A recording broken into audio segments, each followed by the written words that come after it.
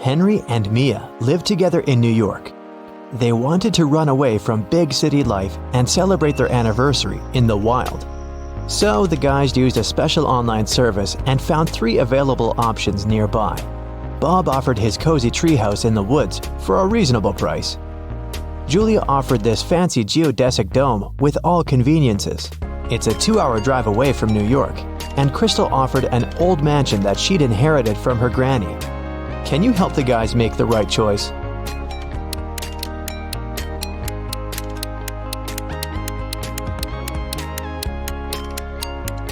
Take a closer look at the picture of the dome. It's located near the Leaning Tower of Pisa, which means this property is in Italy, and it can't be 2 hours away from New York.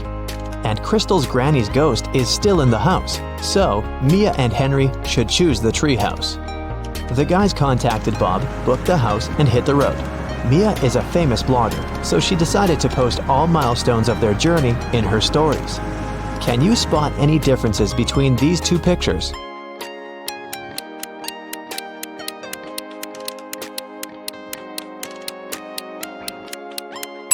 Here they are. What about these 2 pictures?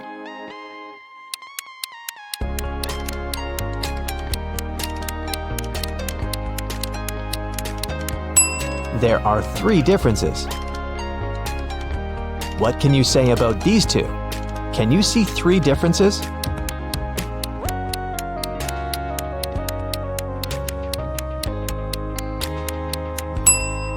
Here they are. While the guys were driving along a highway, someone threw a can of paint into their car. Mia and Henry stopped at the nearest car wash and interviewed 4 other drivers. Bill said, "My truck has to be perfect. I'm going on a date this evening." Jack said, "I'm going to meet my business partner at the airport. I want to leave a good impression."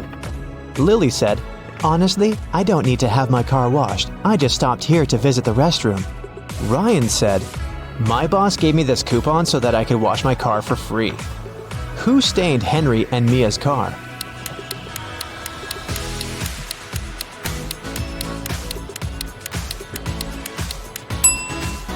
Lily.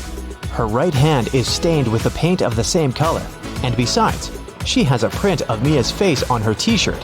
She's definitely obsessed with her. The guys washed their car and continued on their journey. They had to choose one of these 3 roads to reach their destination. The first one went through toxic swamps. People often get lost in that area. The second path went near a river with creepy sirens. Their singing made everyone jump into the water. And a band of angry robbers was waiting on the third road. Which way should the guys opt for?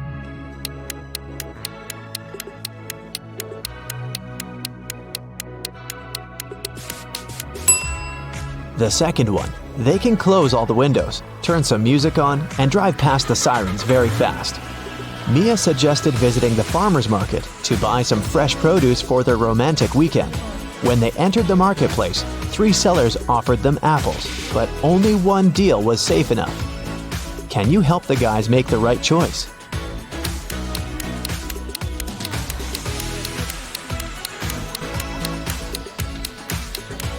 Seller number 1 offers very old apples. Take a look at the date on the box. They expired 5 years ago.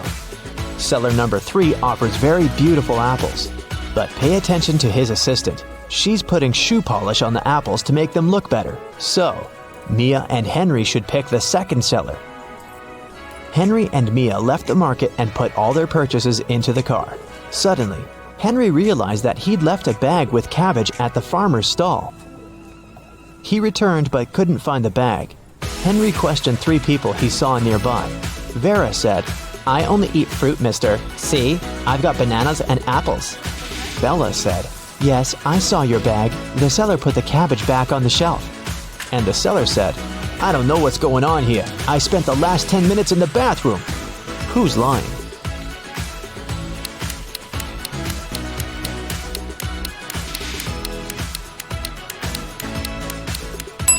Vera. She hid the cabbage under her elegant hat.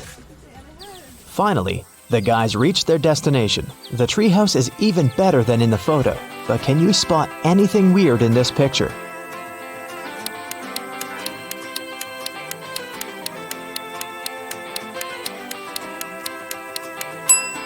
This raccoon is wearing sunglasses.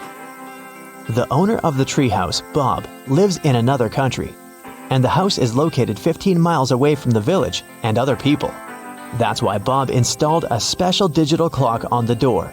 When Henry booked the property, Bob gave him a 6-digit password. But unfortunately, Henry had lost it. Here's a hint. M80. Can you help the guy crack the code?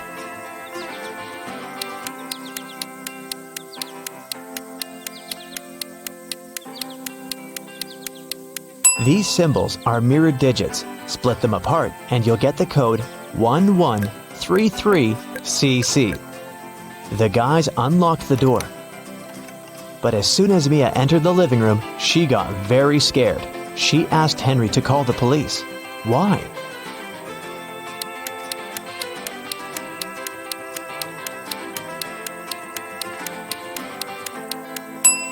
The treehouse is in the middle of nowhere. Who lit the candles and the fire? The house was locked. Henry checked all the rooms, but found no clues. What about you? Any ideas who that could be?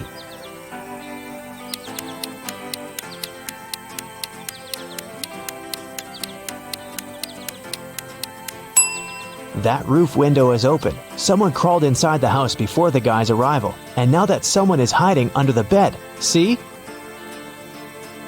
The guys called the police. Officers promised to arrive within an hour.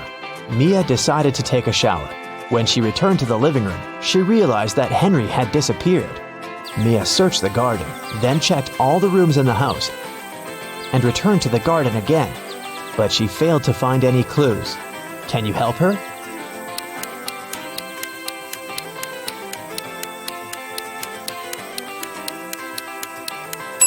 The hot tub was open when Mia began her search, but now it's closed. Pretty suspicious. Mia was walking through the garden. Suddenly, a man in a mask popped out of nowhere and pushed her. Mia stepped on a trap and fell into a deep well. She yelled, "Please help me out!" No one answered, but Mia's phone pinged. The masked man offered her to play a game. Otherwise, she'd have to stay in the well forever. Here's the first riddle. I come in many different colors, and I get bigger when I'm full. I will float away if you don't tie me down, and I will make a loud sound if I break. What am I? Mia nailed it immediately. What about you?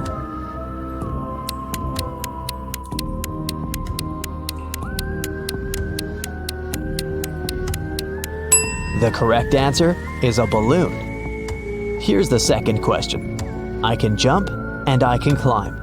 With many legs, I swing from tree to tree. I can make a house much bigger than me. What am I?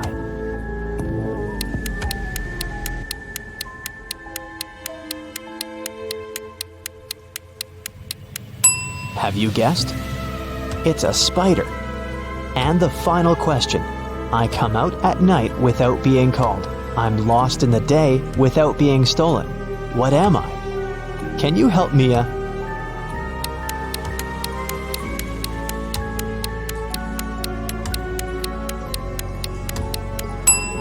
The correct answer is a star. A hatch opened at the bottom of the well. Mia went through it and got into a creepy basement. There, she found 3 ways to freedom, but every door hid some danger. A fire-breathing dragon was sleeping behind the first door. The corridor behind the second door was filled with high-voltage wires. And a vampire was waiting behind the third door. Suddenly, a message appeared on the screen of the girl's phone. Hurry up! Soon the walls will close in and smash you. Which way should Mia choose?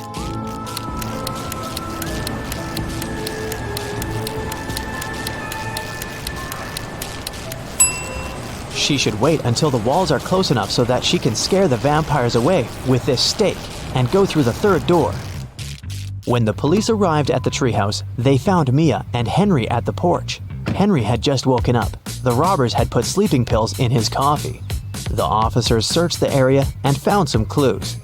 They concluded that the criminals were planning to leave the country by train. Unfortunately, no one knew what they looked like or how big the group was, so they stopped 4 suspicious people at the railway station and examined their baggage. Can you figure out who's innocent?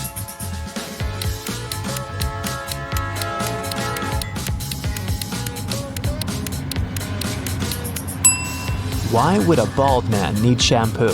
And this supposedly blind person has a flashlight. This guy is carrying 3 tubes of toothpaste, but no single toothbrush. It seems that only the third guy isn't a criminal. 3 friends lived not far from one another and often met to drink some coffee together. Their names were Mr. Blue, Mr. Red, and Mr. White. One day, they noticed that under their coats, they were wearing t-shirts of different colors: red, blue, and white. Mr. Blue said, "Hey, Mr. White, have you noticed that we're all wearing colors that are different from our actual names?" The man wearing the white shirt answered, "Wow, you're right. Can you figure out the shirt of which color each of them was wearing?"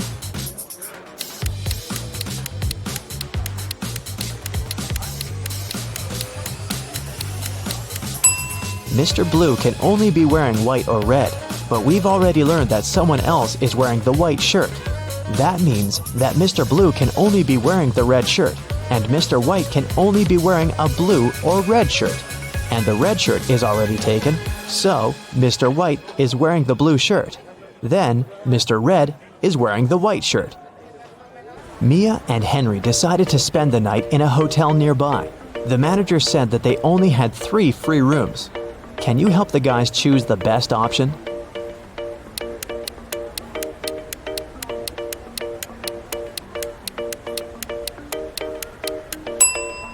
This room doesn't have any doors. That's weird.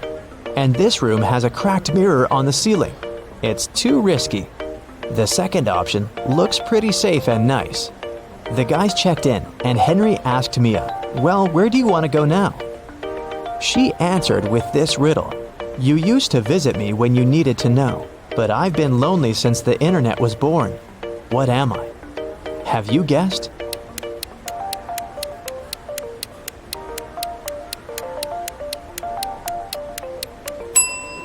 The correct answer is a library. In the library, the guys met these 4 students. One of them is broke. Can you guess who?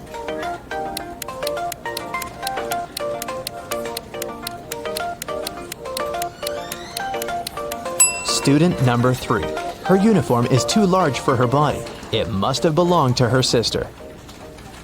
Aha! Today, Peter and Zach's dream has come true. They bought a trailer. Now they're ready to begin their long-planned journey through mystical places all over the country to make their vlog.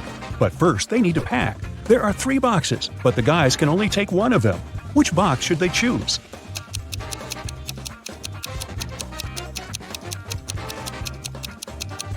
The first one. Take a look at the reflection in the mirror. The second box is empty, and the food in the third box is spoiled. Several cockroaches are crawling around too. Probably not the best company for a road trip. Peter's aunt, Sarah, gave the guys 3 patchwork quilts for the trip. She said that she made all 3 of them by hand. But it's a lie. In fact, she made only 1 quilt and bought the remaining 2 online. Sarah was embarrassed to admit it because she was famous for sewing everything by hand. Can you tell which blanket is handmade?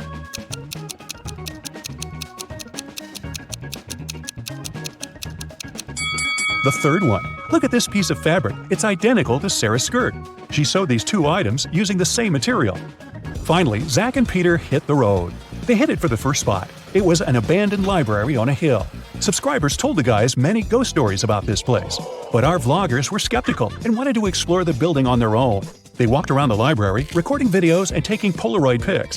But they didn't meet any ghosts. When they returned to the trailer and looked through the pictures, they freaked out and locked all the doors. They left this creepy place as soon as possible. What scared them so much?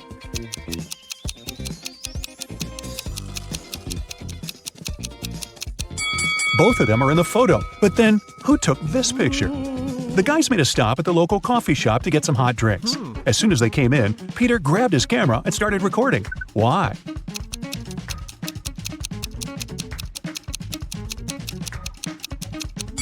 Here's a ghost. The guys ordered sandwiches, but the barista, Fiona, had to prepare online orders first. So she asked the guys to wait for their food for a while. Fiona cut 1 loaf of bread into 4 pieces in 12 seconds. How much time does she need to cut the same loaf of bread into 5 pieces?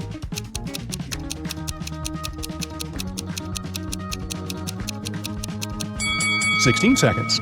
To get 4 pieces of bread, she must make 3 cuts. If it takes her 12 seconds to make 3 cuts, it means she makes 1 cut in 4 seconds. If Fiona wants to cut the bread into 5 pieces, she she needs to make 4 cuts. 4 seconds for each cut makes it 16 seconds in total. Oy, my head's spinning. Zach noticed a fortune teller shop in the basement. It could make great content for the vlog, so he went downstairs. But as soon as Zach entered the shop, all doors and windows disappeared. Wicked Witch offered the guy a deal. She had 2 identical cards. One of them had escape written on it, while the other said marry me. Zach could pick only one card. If he got the escape card, he'd be free. And if he picked the marry me card, he'd stay with this creepy witch forever. The witch didn't want him to have a chance to escape, so she wrote marry me on both cards. Zach anticipated that the witch would do so, but he still managed to win and escape. How did he do it?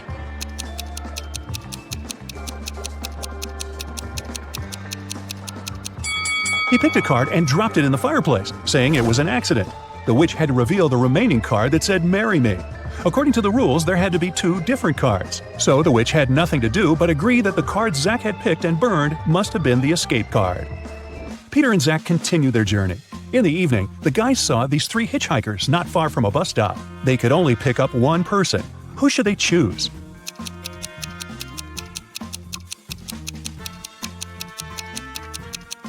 This pretty girl is a werewolf. Hey, look at her toes. She has already begun to transform because it's the full moon. And this harmless-looking elderly lady is a runaway criminal. Take a look at the poster hanging at the bus stop. It's her portrait. As for the guy, he looks pretty harmless. Yeah, his clothes are indeed stained with something red, but that's just some paint because he's an artist. Look, there are art supplies in his backpack. The artist, whose name was George, told the guys about another interesting, mysterious place. The locals called it the Haunted House. 1 week ago, George heard strange screams coming from inside.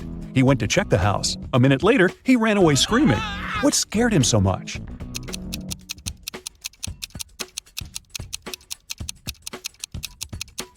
The portrait of this creepy clown is moving. Zach and Peter decided to explore that haunted house. When they entered the building, they didn't see any portraits, but they heard screams coming from the basement. They walked downstairs and found a loudspeaker that replayed the screams over and over again. There was a clown costume in the closet. Zach and Peter found 3 suspects among the neighbors and asked them just one question. What did you do 1 week ago? Mr. Daniel said, I was on vacation in Spain for 2 weeks. We came back yesterday. Jessica said, I have very sensitive skin. I wouldn't spoil it by wearing a clown mask. As for Henry, he said he had been preparing for his tests at college 24/7. Who is lying?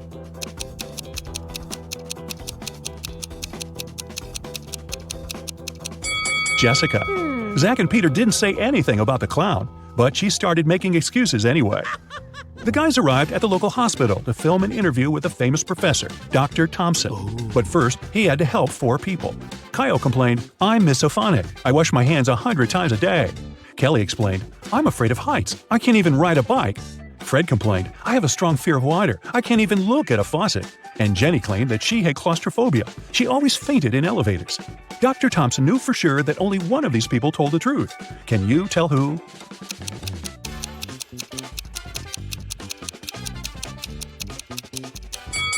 Fred can't be afraid of water. He has an aquarium with fish in his house. Jenny lives in a tiny van, so she can't have claustrophobia. And Kyle's apartment is too messy for someone who has a fear of dirt and germs. So it's Kelly. She sleeps on the floor, which is normal for someone with an abnormal fear of heights. Next stop, creepy caves.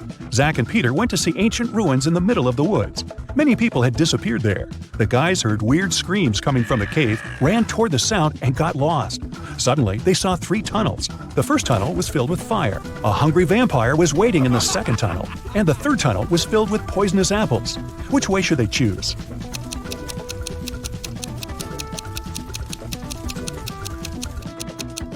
The third tunnel is safe. The guys don't have to eat those apples. After their epic adventure in the cave, Zach and Peter went to the supermarket to buy some groceries. I'm guessing the apples made them hungry. Can you see a ghost in this room?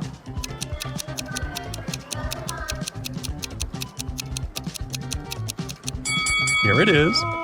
Peter and Zach found out that people had seen some zombies in this abandoned town, so they decided to make a stop there and check for themselves. The town looked empty. The guys were very disappointed, but suddenly a crowd of hungry zombies popped out of nowhere and started chasing them. The guys ran into a hospital and locked the door. Zombies began breaking the door down. Luckily, a helicopter with the rescue team arrived quickly. It was going to land on the roof. Zach and Peter needed to get there as soon as possible. Help them find the shortest way.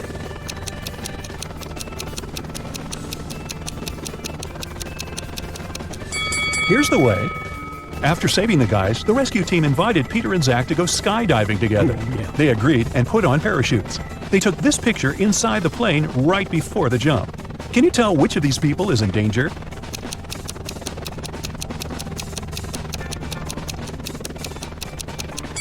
This man over here, he's wearing a regular backpack instead of a parachute. The guys made a stop on the shore of a famous, mysterious lake. They went fishing. Suddenly, a mermaid jumped out of the water and dragged Zach into the lake.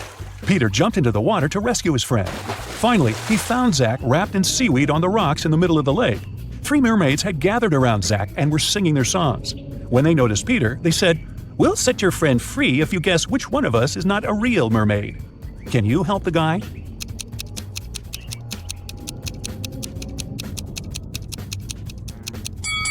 This lady over there, her tail isn't real. Sometime later, Peter's aunt, Sarah, called them. She was very upset. She found out that she had left her diamond ring in the guy's trailer. Peter found the ring and said, "No worries, we're going to send it back to you." But there was a problem. If he sent it by post without locking the box, the ring would be stolen. Both Peter and Sarah had some locks, but neither of them had the key that would open the lock of the other. Still, they managed to make it work, and Sarah got her ring back. How did they do it?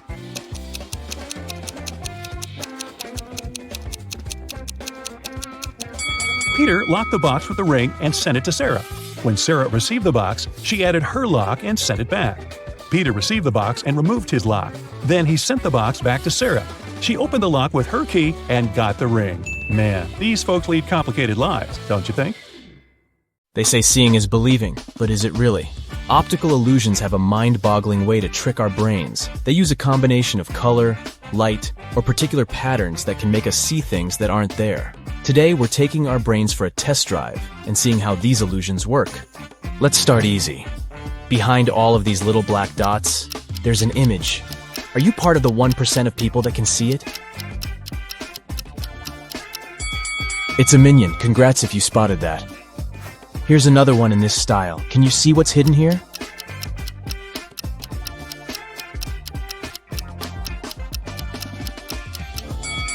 It's a ninja turtle. Honestly, you did need to be a bit of a ninja to see that one. And what about this one?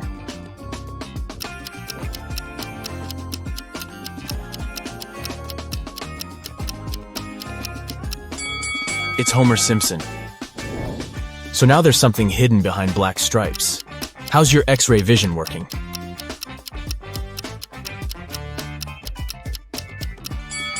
You got it if you said it's one of the dragons from How to Train Your Dragon. That's cute. We're moving on to phase 2, so this will get a little bit trickier, okay? Your task is to find the 4th object in each image. You have 7 seconds to spot all 4 items. 3, 2, 1, go!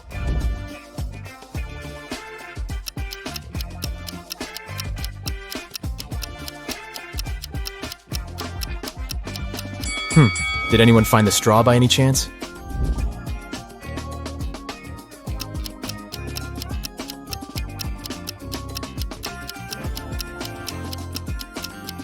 Anyways, could you spot the nail?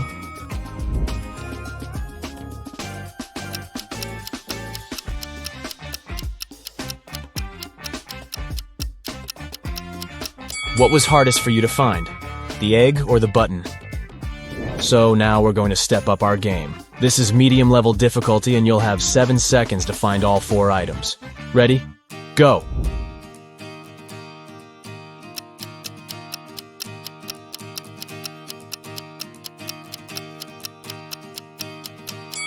Did anyone find the French fries? I sure didn't. Up next, 4 women and a baby.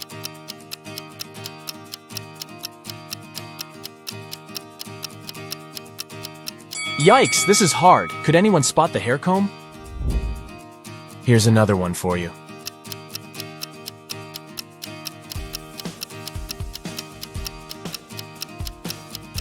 Where on earth was that banana hiding? Good luck with this next one.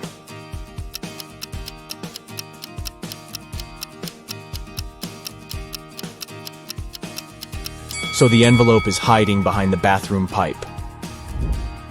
I love black and white.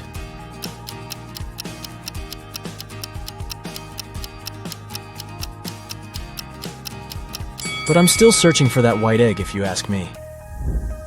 If this were my room, my mom would be telling me to clean it up ASAP.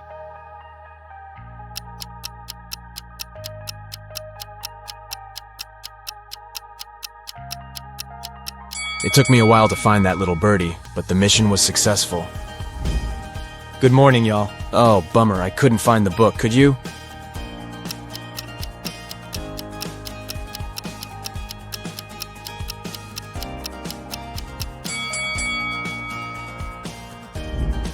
What object can't you find here?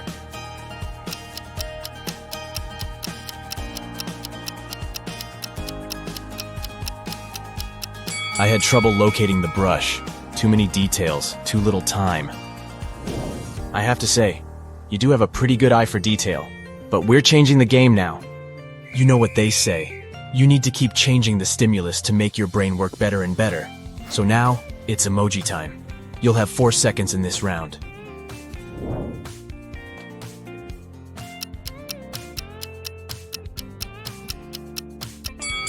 Did you see that one of them didn't have laughing tears? Where's the really sad emoji?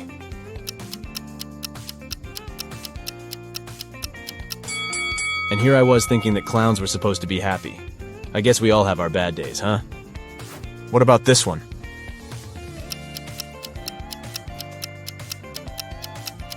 Oh, it's the browless one, isn't it? Can you spot the odd one?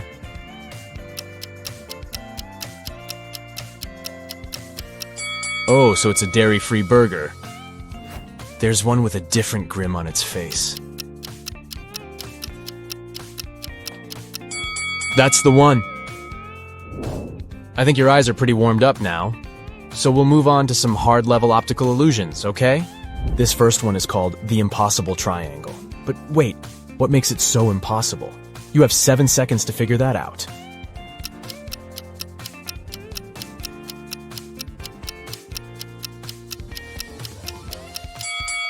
The so-called Penrose triangle is also known as the impossible triangle because it could never exist in reality. This magical triangle defies the laws of Euclidean geometry. If you follow the ball sliding on the surface of the triangle from the top point, you'll notice something strange. It looks like the left side of the triangle is extending away from the viewer, while the right side is closer to you. The Penrose triangle is the type of geometrical figure that can only exist as an optical illusion because this is what it looks like if we dismember it. Not a triangle at all, huh? And this next illusion is called the Pac-Man Chaser. You'll see why. Stare at the central cross for 5 seconds. The image appears to be in motion, doesn't it? And you might also see a green disc appear in between the lilac spheres from time to time. Now, this image allows us to witness 2 illusions simultaneously. Firstly, although the image appears to be in continuous motion, nothing here is moving, we promise. This phenomenon is known as the phi phenomenon. It happens when stationary objects are placed side by side and illuminated rapidly one after another, creating an illusion of movement. Now look at the center of the image again. Can you see the green disc? This second illusion is called an afterimage, and this happens when your brain tries to substitute an item with something else as the original item disappears. But why is it green, you might ask? That's because green is lilac's complementary color. If we were to change the color of the disc to blue, then the color of the gap changes to yellow, which is blue's complementary color. Neat, right? Can you stare at this parrot's eye for 15 seconds? Just keep staring at it. I'll tell you when you can close your eyes. You're about to witness another example of an afterimage.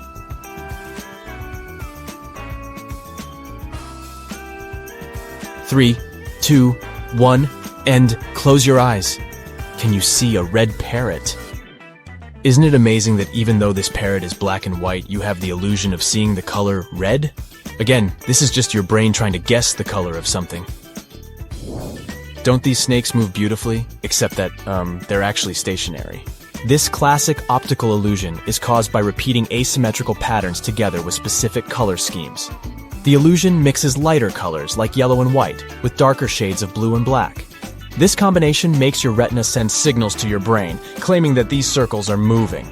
If you want to debunk this illusion and see things as they really are, you need to stare straight at one part of the image. This way, you'll see that the rotation will slowly come to a stop. Take a look at this image. It looks like the square in the middle is breathing, right? Like it's growing in size and then shrinking? What if I told you that it's just rotating, but not changing its size? Here's what's happening. This illusion is called motion binding. It happens when our brain tries to predict the movement of one of the elements in the image. Crazy stuff! This one's another example of a motion binding illusion.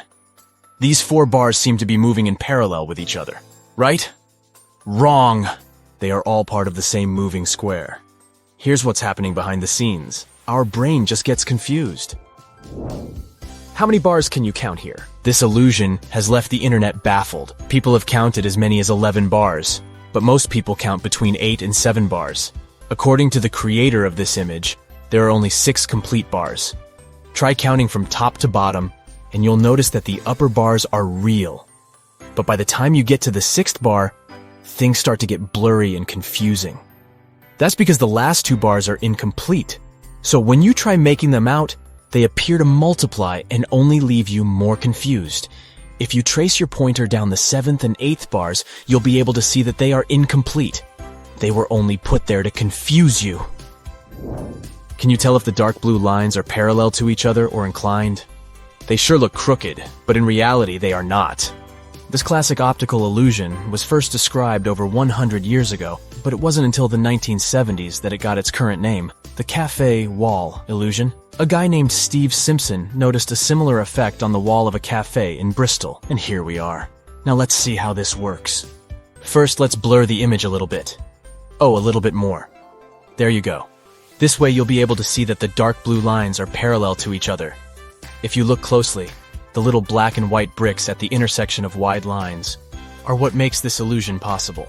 In addition to that, the curved elements inside the blue lines help to make the elusive effect even stronger. If you look at this image attentively, you'll notice a moving square that appears to be changing in tone. What shades do you see? Dark, then light, then dark again? Wrong. The square doesn't change at all. The creator of this illusion is Japanese psychologist and artist Akiyoshi Kitaoka. According to him, you can see your own brain changing its guess about the color of the square. Color is already an illusion created by our brains. It so happens that color is created inside our visual systems. What our eyes perceive as blue is actually a wavelength that is reflected as that color. Moving on, take a look at this staircase. It looks pretty simple, right? Well, now let's flip the image upside down. It still looks like a staircase, but instead of going from right to left, it looks like it's going from left to right. But don't blink. If you blink, the illusion will disappear, and you will be left with the original image. Whoa. This illusion is known as Schroeder's staircase, and it was invented by German scientist Heinrich Schroeder back in 1858. It's simple, yet it reveals a fundamental mechanism of how our brain works. If we dismember the staircase, you'll notice that the image is flat. What our brain perceives as a 3D image is just a combination of shadow and light. This means that the 3D itself is already an optical illusion.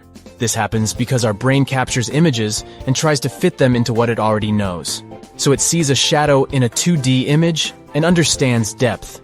Basically, it creates an unreal perspective of the object in front of our eyes. In this case, we call it a 3-dimensional perspective. Up next, look at this black square crisscrossed with perpendicular white lines.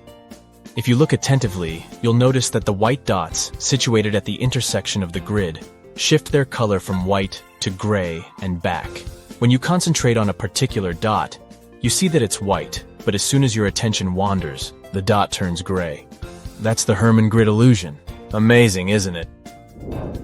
We can take this illusion one step further by positioning white dots at the intersection of gray lines. All are placed on top of the black background. If you look at this image long enough, you'll notice black dots starting to pop up at the intersections of the grid, creating a scintillating effect. Another name for this illusion is a simultaneous light contrast illusion. As you perceive the dots as white at one moment, and then, almost immediately, you see them as black. So why do our senses let us down by making us see gray or black instead of white? This illusion demonstrates one of the most important principles of human perception. You don't always see things for what they are. The retinal cells in our eyes act as light receptors. When only one receptor gets illuminated, it perceives more light than when its colleagues are also illuminated. This prevents the firing of nearby receptors. With the Hermann grid illusion, the white lines are arranged in such a way that there's more light around the intersections than along the lines themselves. Thus, the dots at the intersections are more inhibited, And you see darker spots. What do you say? Did your eyes pass the test? I guess mine did, but my brain is a little bit tired. See you next time. Alrighty, it's Math O'Clock here, and I have a couple of fun riddles for you to solve. Let's start with a cheesy one. Here's a circle. How many sides does the circle have?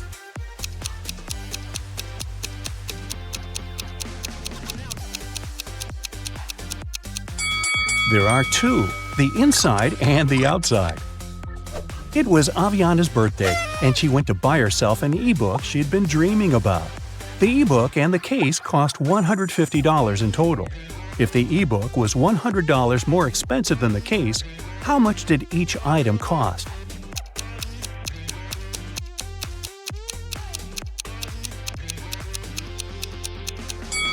Alright, let's say the case cost X.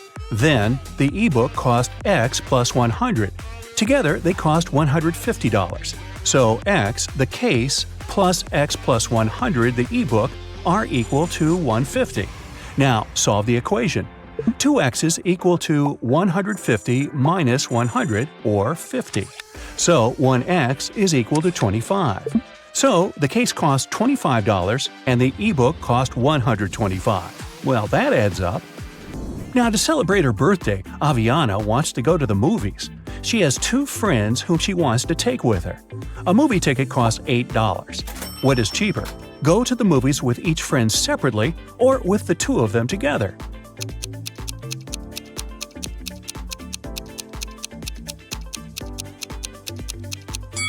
Of course, it's cheaper to go with the two of them together. If she goes there 2 times separately with each friend, she'll have to buy a ticket for herself twice. So she'll buy 4 tickets. But if they go together, she will only buy 3 tickets. Yes! 5 friends met for the first time in 5 years. Each one shook hands with each person in the group, but only once. How many handshakes were made?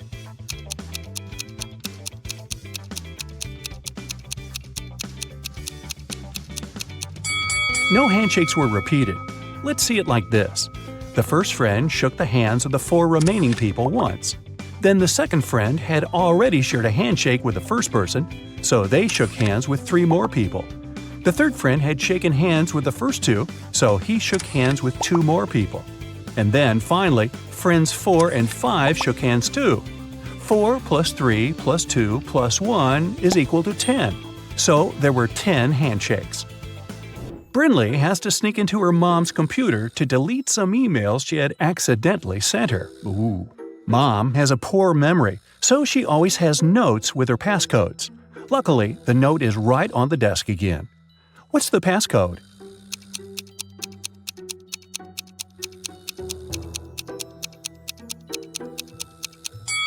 Every number equals the number of circles in it, so the last number is equal to 3. It's a 5-digit number, so try 82193. Danica and Elora are best friends who live in different parts of town but study in the same college. Every morning they leave their houses at the same time and first meet at a cafe to drink some coffee before classes. Danica goes there by car and Elora goes by bike. When they met, which girl was closer to Elora's home?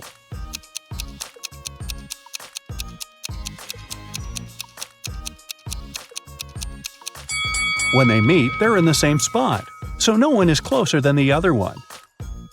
Mrs. Marshall owns a factory that produces office desks. 4 workers can build 4 desks in 4 hours. If she hires 4 more people, how many desks will 8 workers produce in 8 hours?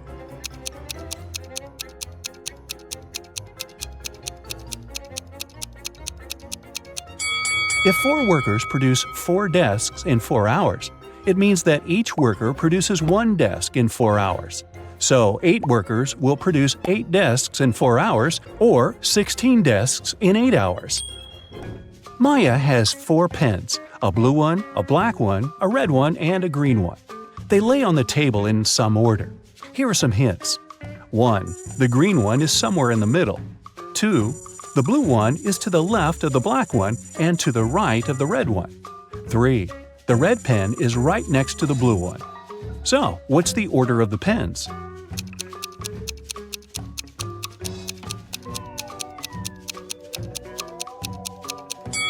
Green is somewhere in the middle.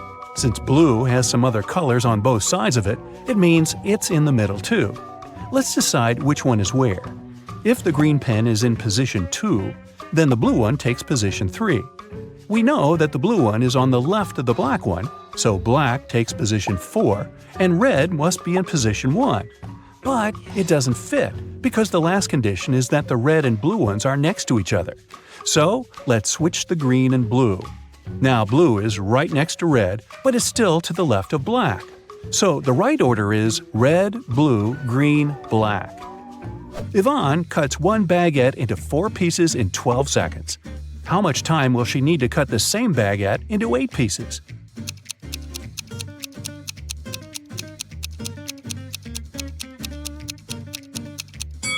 "28 seconds. To cut a baguette into 4 pieces, she must make 3 cuts. If it takes her 12 seconds to make 3 cuts, it means that she makes 1 cut in 4 seconds. So, if she now wants to cut it into 8 pieces, she needs to make 7 cuts. So, 7 cuts, 4 seconds each, would take 28 seconds. Ellery came back home with her term grades. She got all A's but 3, all B's but 4, and all C's but 5. So, how many A's, B's, and C's did she get?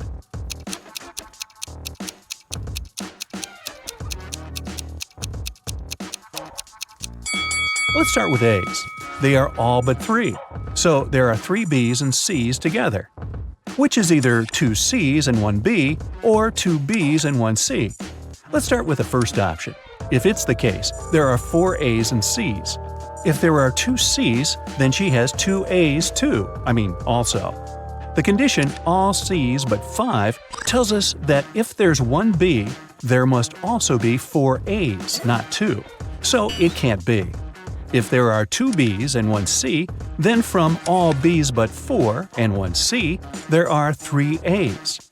From all C's but 5 and 2 B, there again must be 3 A's. So he has 3 A's, 2 B's, and 1 C. Nice work, Ellery! You are outside a room with 3 switches in the off position. One of the switches turns on the light bulb in the room. You can turn on as many switches as you want, but you can only walk into the room once. How can you find out which switch turns on the light?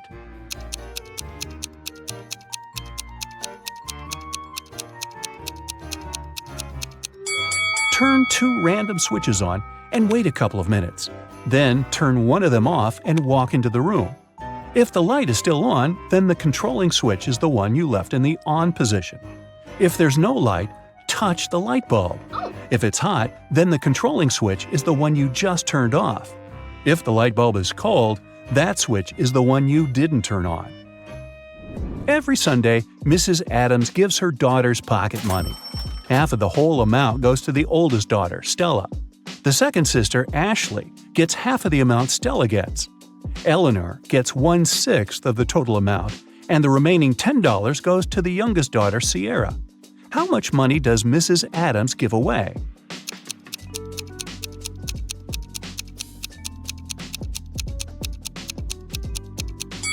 Seems like Stella gets 1/2 of the money, Ashley gets half of a half, which is 1/4 of the original sum, and Eleanor gets 1/6. They're all a fraction of 12s. So Ella gets 6 12s, Ashley gets 3 12s, and Eleanor gets 3 12s. Together, it's 11 12s, which means that Sierra gets 1 12th, which is $10. So Stella gets $60, Ashley gets $30, Eleanor gets $20, and the whole sum is $120. Hey, if I were Sierra, I would complain. Annabeth is going by train to visit her best friend, Brooke.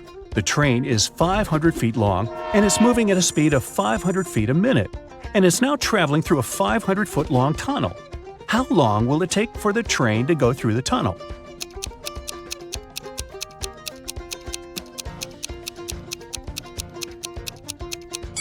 When the train goes into the tunnel, it will take exactly 1 minute for its head to reappear on the other side. But the rest of the train should get out of there too. Once the head of the train is out, the back of the train just entered the tunnel, and it'll need another minute to travel through the tunnel. So the train will need 2 minutes in total. An elf hired a fairy to take care of his garden for a week. As a daily payment, the fairy takes 1 inch of a candy cane. The elf has a 7-inch candy cane in one piece, but the fairy wants to be paid every day because fairies don't trust elves. The elf has a knife that can only make 2 cuts. How can he manage?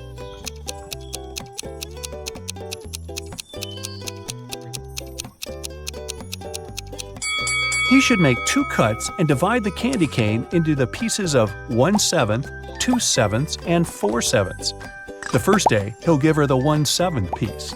The second day, he'll give her the 2/7 piece and will take the 1/7 piece back. After the third day, he will give her the 1/7 piece back. After the fourth day, he gets back the 1/7 piece and 2/7 pieces and gives her 1/4/7 piece instead. Then he gives her 1/7. On the sixth day, instead of 1/7, she gets the 2/7 piece, and on the last day, he gives her the final 1/7 piece. Of course, this whole thing goes kablooey if the fairy eats the candy during the week. Well, it's the fairy's grandpa's birthday today. She wants to visit him and bring him birthday candy canes. Her grandpa lives in a different town, and there are 3 gates to cross on the way. At every gate, there is a guard. To cross, the fairy has to pay a fee of half of the candy cane she has, but she gets 1 candy cane back. What's the minimum number of candy canes the fairy should take from home to make sure she arrives at her grandpa's with 2 candy canes for him?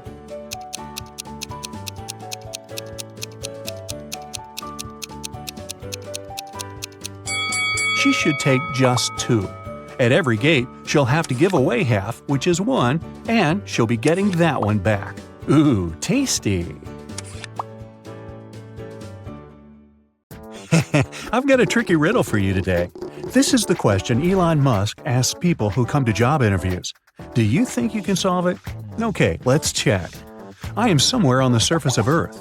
From the place where I stand, I walk 1 mile south, then 1 mile west, and then 1 mile north. I end up exactly where I started. Where am I?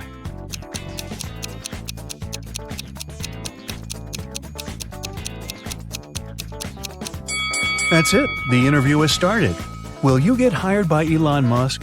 You can pause the video if you need more time to think. The trickiest part is that there may be several answers. One of them is that you're at the North Pole. Let's draw the trajectory.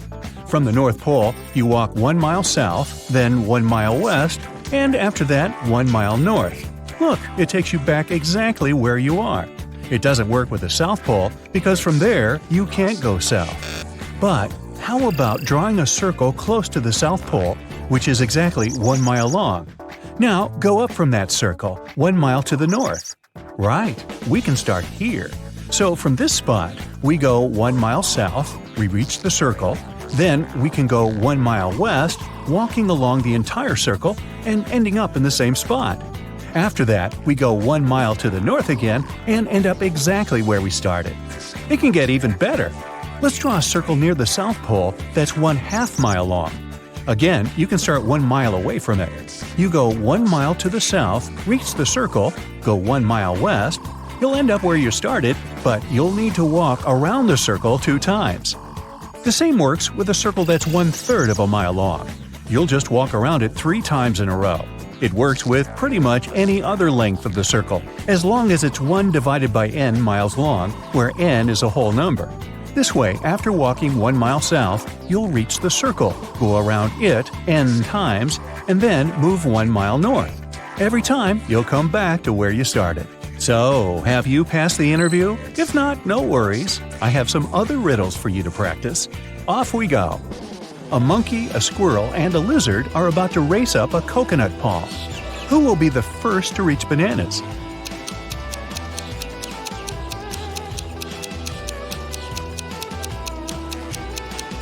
None of them. They'll be climbing the coconut tree.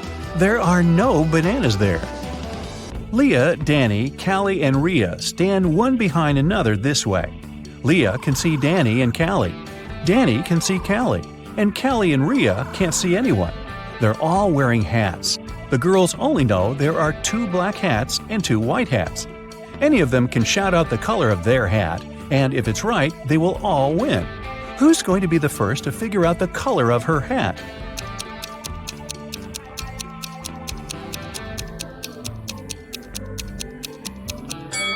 Leah sees Danny and Callie. If both of them had hats of the same color, she'd know that for sure her hat was a different color.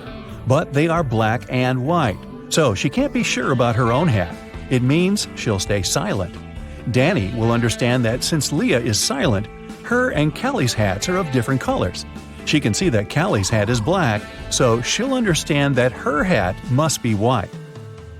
Kiana was having a vacation, and she decided to walk from Los Angeles to San Francisco to clear up her mind a bit. Wow, that's a walk. She only had one backpack and some money with her. Halfway through, she met 3 other travelers walking toward her, and each of them had a pet, a cat, a dog, and a guinea pig. How many creatures were walking to San Francisco?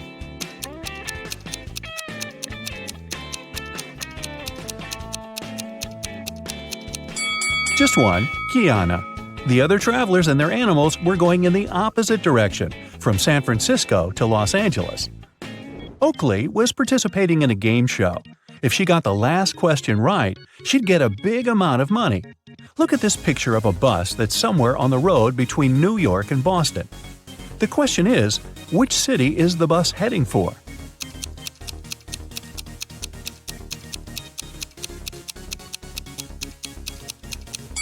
It seems like there's nothing in the picture that can help you figure it out, but it's not exactly so. You can see no door. It means that it's on the other side of the bus. And since bus doors are always on the right side, the vehicle must be facing us with its left side. This means it's going to Boston.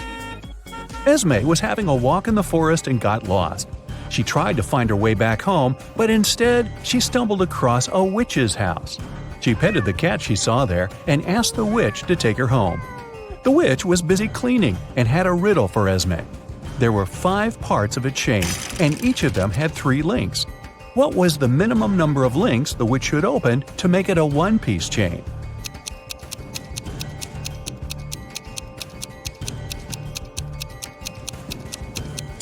If you try to attach all the parts of a chain to one another, you'll need 4 links. But there's a way to fulfill the tasks by using just 3 links. Take one of the pieces and open its links. Then use them to connect the remaining 4 parts of the chain. A long time ago, in one old kingdom, there was a king who made a bizarre law every Friday. His new law was that every man in the kingdom had to shave off his beard. Otherwise, this person would be exiled. But in the kingdom, there was just one hairdresser. Everyone went to this professional, but the hairdresser had no one to go to. Still, everyone managed to follow the rules and no one was exiled. How is it possible?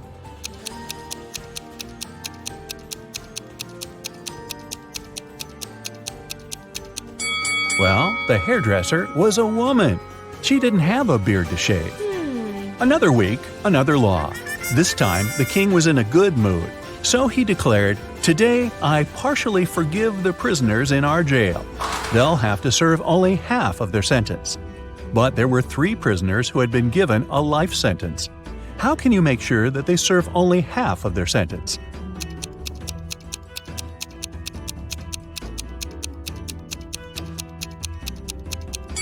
They should be released every other day.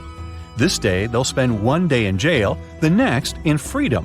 Then they go back, and so on for the rest of their lives. This way, half of the time, they will be free. Yvonne had 3 boxes with markers, a green one, a blue one, and a purple one. In the purple box, there were twice more markers than in the blue one. One day, Yvonne threw away 9 markers from the left box. Then she put half of the remaining markers in the green box. Can you tell the color of the left box?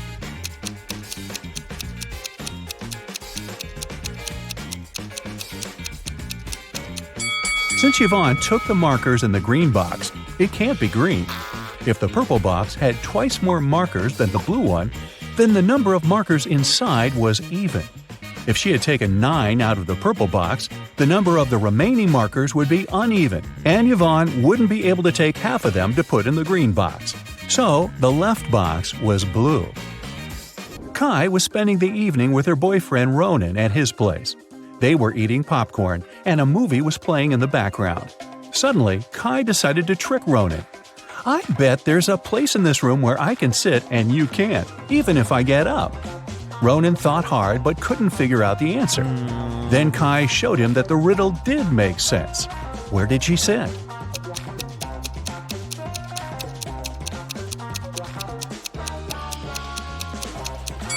Kai sat on Ronan's lap.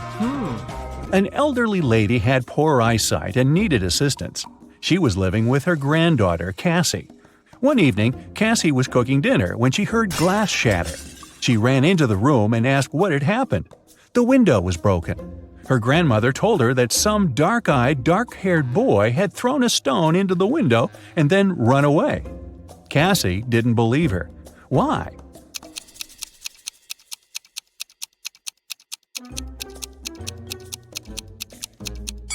The grandma had bad eyesight, but now she's not even wearing her glasses, so she could see neither the boy nor the color of his hair and eyes. Esme was walking in the forest, and you know what? She got lost again.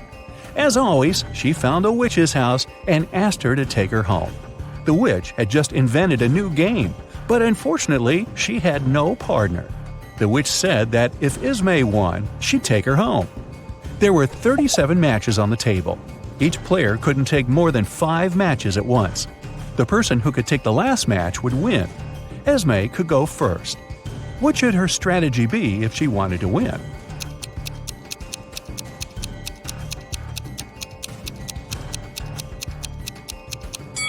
First, she should take 1 match. Then there are 36 left. After that, she should respond to each of the witch's moves by taking as many matchsticks so that when added up to the number the witch took was 6. Now, let's see if you can think outside the box. Mr. Adams opened the door, walked in, and shouted, "Hi, honey, I'm home," to greet his wife, Mrs. Adams. She immediately responded, "Hi, honey, I have dinner in the oven. Can you take a look at the kitchen clock and tell me what time it is?" Mr. Adams immediately called the police and said that his wife was in danger.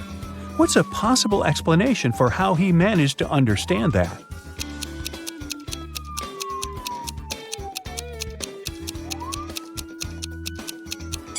Mr. Adams was blind. His wife, of course, knew that. If she wasn't in danger, she wouldn't ask him something he couldn't possibly do. So there. Hey, are you an expert in brands? Choose the correct logo and get 1 point for each right answer. Level. Easy peasy. Both apples are half eaten, but which one is eaten the right way?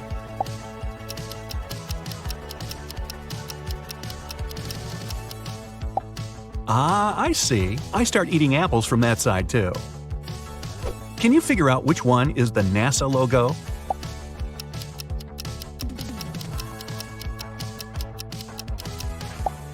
Aha! No yellow color around the blue meatball. Got it. A little twittering bird, but which one?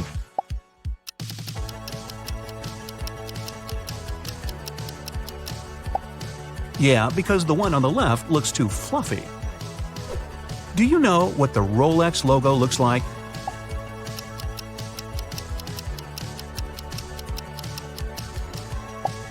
This crown definitely looks more natural.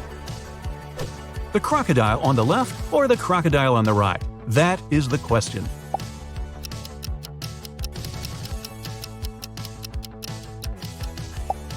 Right. No wonder I thought the crocodile on the left looks too bumpy to decorate your polo shirt. I'm sure you'll deal with this one hands down.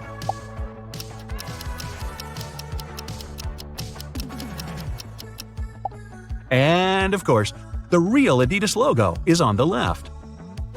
I won't give you any hints, but I know the answer. Nee, nee, nee, nee, nee.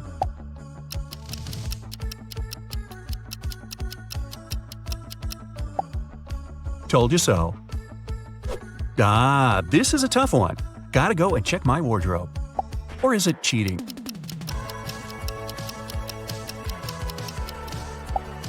So, Puma's big feline is jumping to the left. Ah, good to know. Something is off with one of these logos, but you gotta puzzle it out on your own.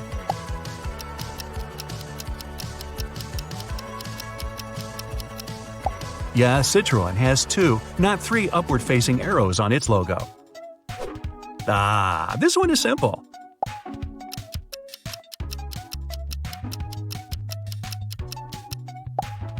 I didn't even have any doubts. I guess you need to do your laundry yourself to know the right logo for this washing powder, huh?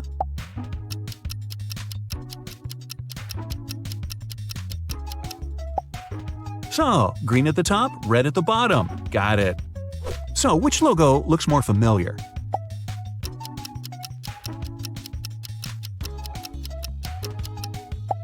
The famous car manufacturer opted for the first logo. They both look okay to me. So, which one?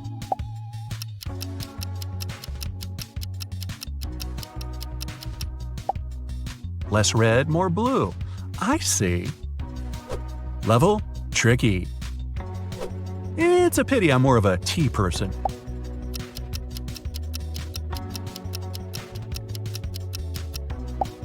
I knew this one looked more familiar. Well, I'm not an expert in gas and oil, but I might know the answer.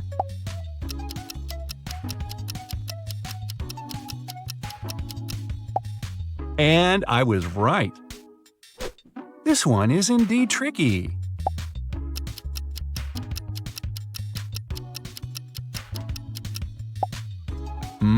Now I know what the logo of my favorite pizza place looks like. Do you know which logo this famous electronics company has?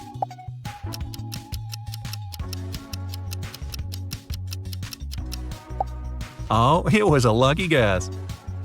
The difference between these logos is tiny, but one of them is wrong.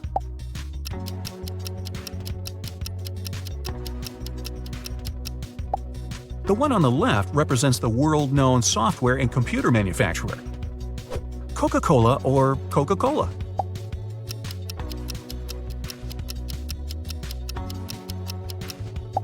And the answer is Coca-Cola. Just kidding. The first logo is the correct one. Yummy. I'm sure you'll get this one right.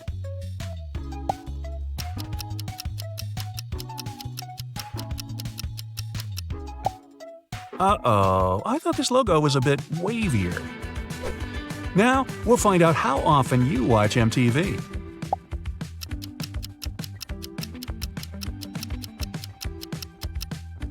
It turns out I watch it often enough. They look the same to me.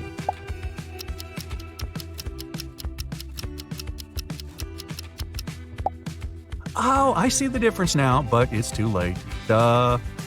Red, white, blue versus red, white, blue.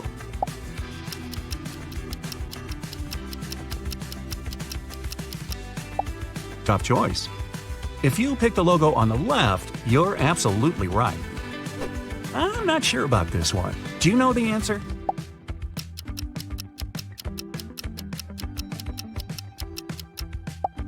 I knew the logo on the right was the one.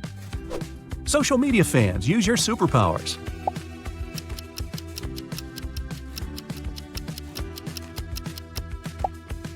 Who would have thought? I'm not an Insta person. Ha! I've used this service often enough to know the right logo.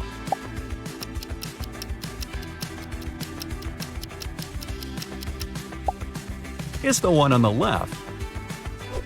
Level? Mind-boggling. Wow, they weren't kidding about mind-boggling.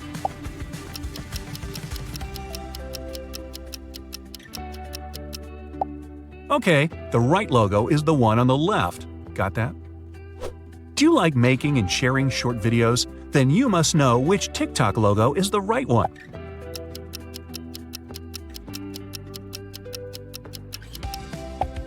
Did you pick the one on the left? Then you totally nailed it. How often do you eat burgers? Let's check.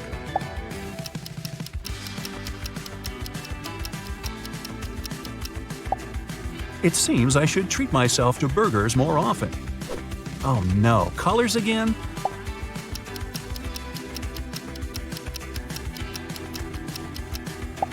Wow, that was a tough one. You mean I had to keep in mind the color of his bow?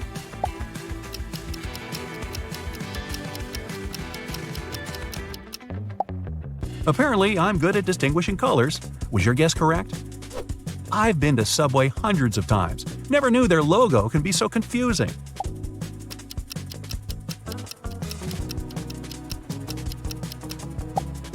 the one on the right. My intuition didn't let me down. And now, you want me to choose between two blue colors? Wicked.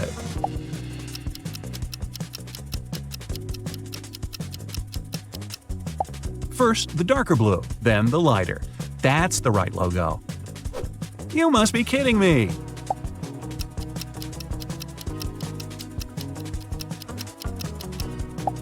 The logo on the right seemed more familiar, and no wonder, it's the correct logo. Wait, are they even different?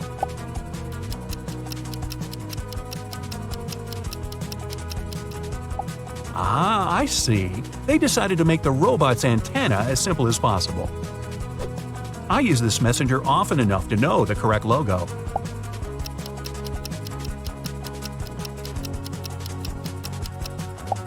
Oops.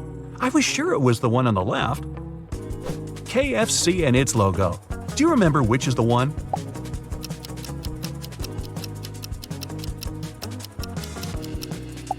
It's the logo on the left. Look at the apron and the stripes on it. Wide stripes or thin ones?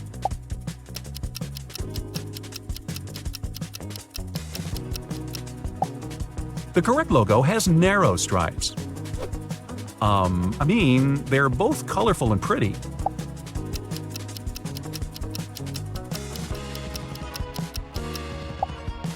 I cheated by Googling the Google logo. No pun intended. Are you ready to see how well you've done? Here you go. If you've got 0 to 13 points, you probably don't pay much attention to brands. The most important thing for you is how well whatever you need works. If your score is 14 to 26 points, you often buy branded things, but you don't care enough to remember what their logos look like. If you have 27 to 39 points, brands and logos are likely to play an important role in your life. You also have a sharp eye and pay close attention to the smallest details. Brad has recently downloaded a dating app and found 3 beautiful ladies right away. Fiona is an art dealer from San Francisco. She has never had a serious relationship before, but she would like to settle down. Mary is a vegan, yoga teacher, and human rights enthusiast. She loves French cheese and enjoys watching sunsets on the pier. Betty is a firefighter. In her spare time, she writes songs and performs them with her music band. Brad likes them all equally. Can you give him advice on who he should invite on a real offline date?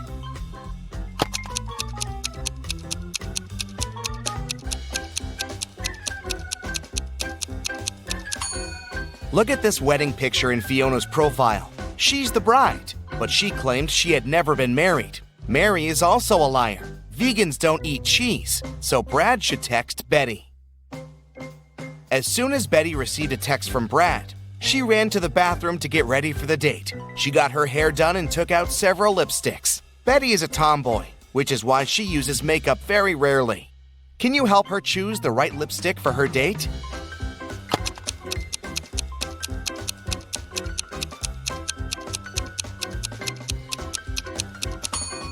This lipstick is way too old.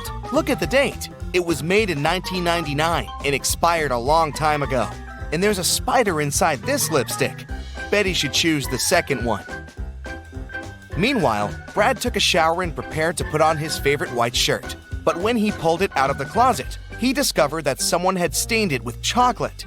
Brad questioned his 3 brothers. Jim said he'd been cooking dinner in the kitchen. He didn't even come into Brad's room that day. Bill said that he entered Brad's room about an hour before to borrow a charger for his phone. And Mike said he'd been partying with his girlfriend all day and had just returned home. Who is lying?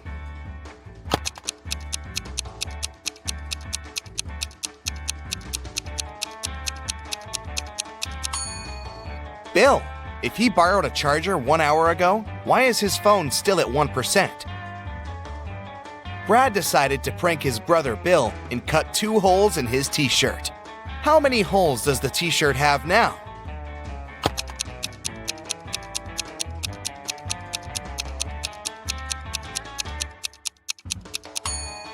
8. These 2 holes are cut through the t-shirt. That makes 4 holes in total. Plus, there are 2 holes for the arms, 1 for the head, and 1 at the bottom of the t-shirt. Betty and Brad met in a restaurant. It was love at first sight. A waiter came over and said, "Good evening. What would you like to eat?" Betty answered, "I'd like something that is red." but it can be green at times, and sometimes it's yellow. The waiter cracked her riddle immediately and brought her the food she'd ordered. What was it?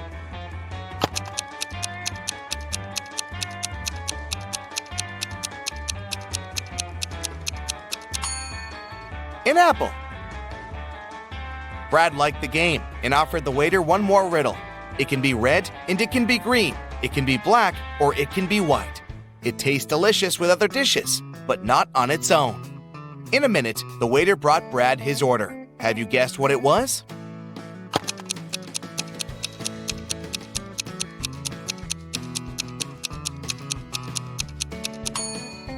Pepper. After dinner, Brad and Betty went for a walk in the park. They were so focused on each other that they got completely lost. They began looking for a way out and came to this weird crossroad. There were 4 different roads. Each road had a sign, but the signs had no words. Still, Brad and Betty knew which path to take. What about you?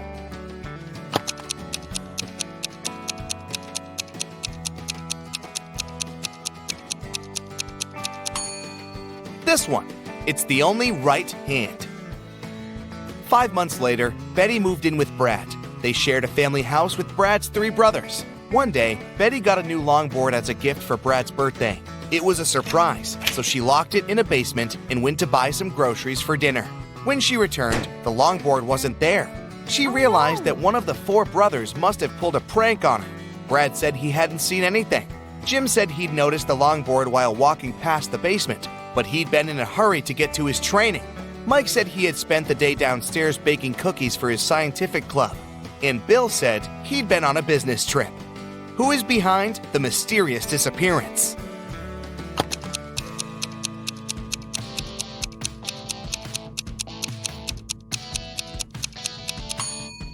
Jim.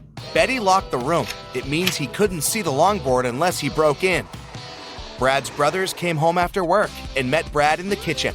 The guy was anxious because Betty was missing. The brothers asked him to tell them everything in detail.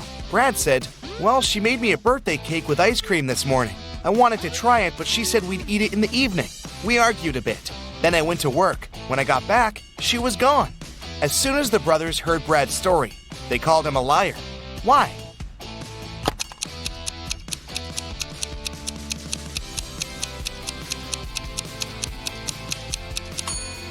He said Betty had made the cake in the morning. Then why hasn't the ice cream melted yet? Brad got a job as a chemistry teacher. Wait, who stole his money? Brad found only one person's fingerprints on the wallet, his own. He questioned his 3 colleagues. Math teacher Jennifer said that she'd been having lunch. History teacher Becky said, "I didn't feel well yesterday, so I went home early." And English teacher Sam said that he'd been checking his students' homework in his classroom. Who is the thief?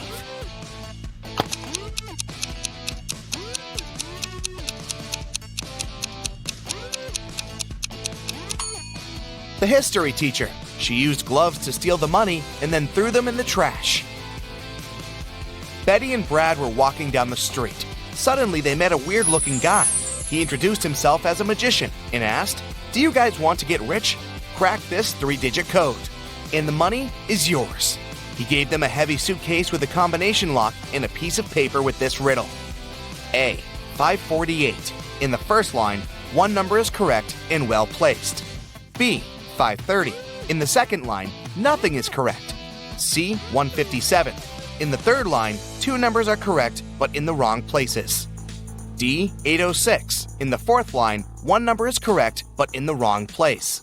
E. 647. And in the fifth line, 1 number is correct but in the wrong place. Can you help the guys?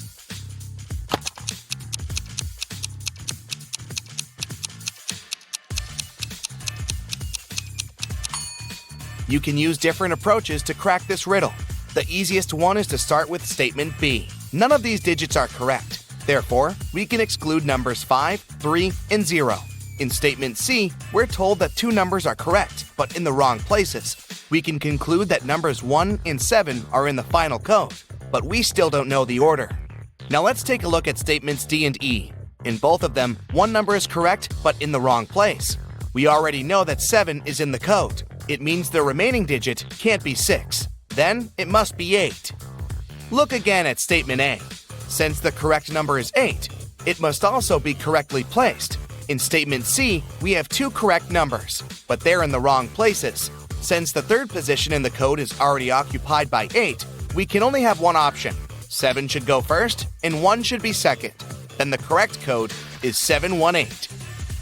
Brad and Betty opened the suitcase. It had $50 million inside. They quit their jobs and went on vacation right away. They checked into a fancy hotel and went to their room to get some rest after a long, exhausting flight. In the evening, they went downstairs to have dinner in a cute Chinese restaurant. But one of the guests is not human. Can you spot who it is?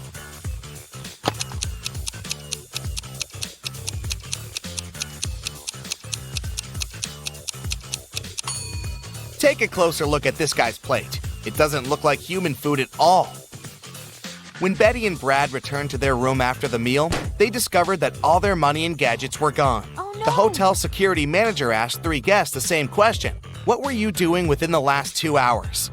Dan said that he had spent all evening in the swimming pool area. Courtney said she'd been chilling in her room with her besties and had nothing to do with the robbery. And Henry said he had just returned from a party in another part of the city. Who's the thief?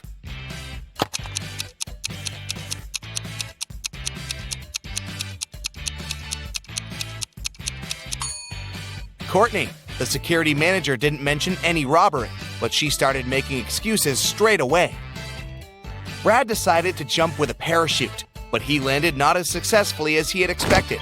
As soon as Betty found out about the accident, she rushed to the hospital. In the room, she saw an unconscious person, completely in bandages. She asked a doctor who was passing by, "Sir, please let me in. It's my boyfriend." But the doctor told her that the patient was a woman. Who is right?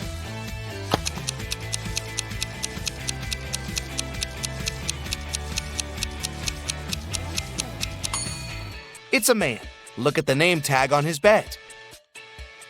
Brad got well pretty quickly, and Becky took him on a romantic trip to an ancient castle.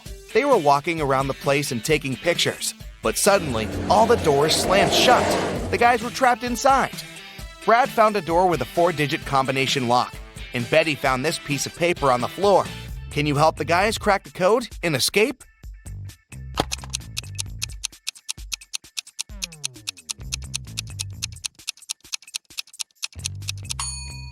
The correct code is stop.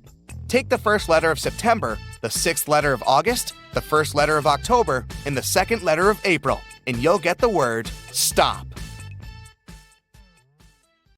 Kitty entered a bookstore to get some art supplies. At one point, she met an elf and accidentally stepped on his foot. Ow! The elf got very angry and teleported her to his fairy world. He said, "I'm Noah. Welcome to my world, you ill-mannered lady. If you can solve all my riddles, I'll help you find your way home. But if you don't, you'll turn into a tree and stay in this enchanted forest forever." So, here comes the first riddle.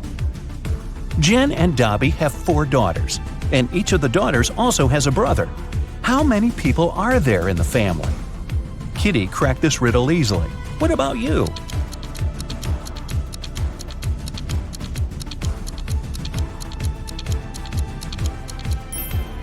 The correct answer is 7. Noah took Kitty to the elf village. There they met Mr. Raspberry. He was very upset. Someone had stolen all berries from his trees. Noah suggested Kitty should find the thief. She questioned 4 suspects. Alice said, "I'm allergic to berries and stay away from them." Mia said that she'd been busy all morning helping her granny pick apples in her garden. Javier confessed that he had been on a secret date. He refused to reveal the name of his girlfriend. And Fiona said, "Are you kidding? I love my manicure too much to spoil it by picking berries." So, who's the thief?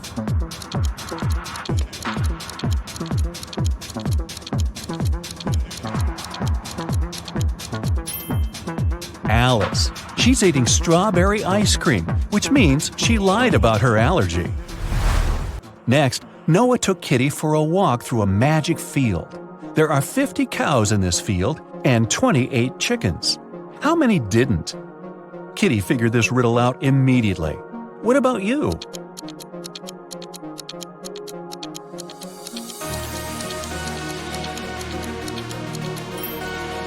The correct answer is 30. It's a play on words.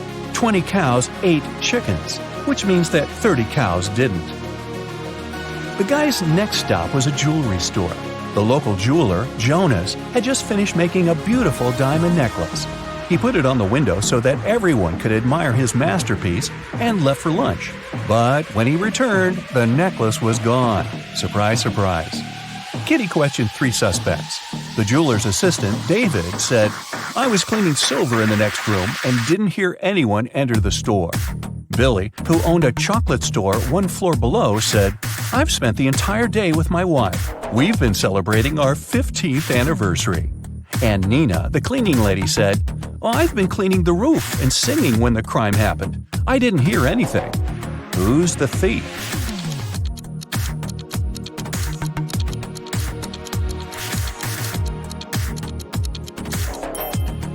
Billy. Look at his selfie with his wife. She's wearing the stolen necklace. Okay, but how did he steal it? He has a book, Magic Portals, on the shelf in his store. A postman found an elderly stargazer, Mr. Green, unconscious on the floor in his own house. Kitty questioned the key suspect, Mike. He was the only person who had been seen near Mr. Green's house the day before. Kitty asked him what he had been doing the previous night. Mike replied, "I spent the whole evening helping my friend to build a house. We finished late at night. I was passing by Mr. Green's house on my way home. I looked into the window and saw him lying on the floor.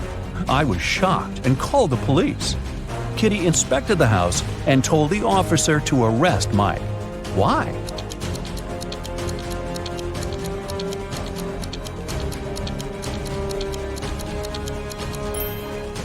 Mr. Green was found on the ground floor, but his house doesn't have any ground floor windows, which means Mike couldn't see anything through the window. Noah took Kitty to his garden. He said that elf gardens were a little different compared to human ones. Kitty noticed 5 weird details right away. Can you see them too?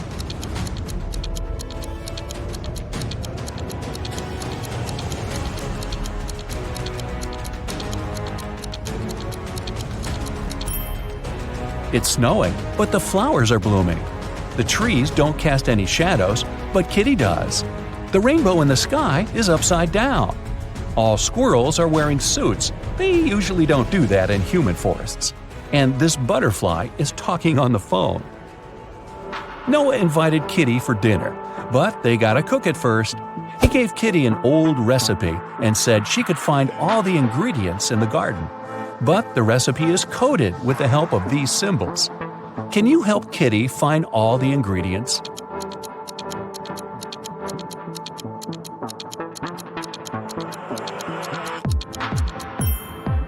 Here comes the first one. It's a potato, and it's hiding over here. Here's the second ingredient.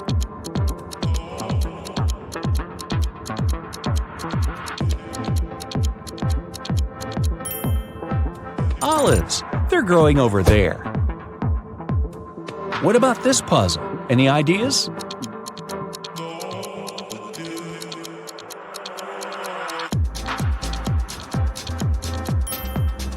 Cabbage. It's over there. Can you recognize this one?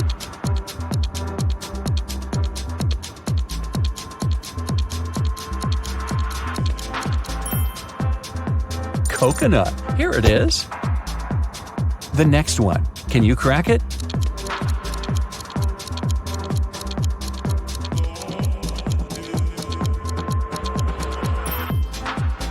Pineapple. Great job. What about this puzzle?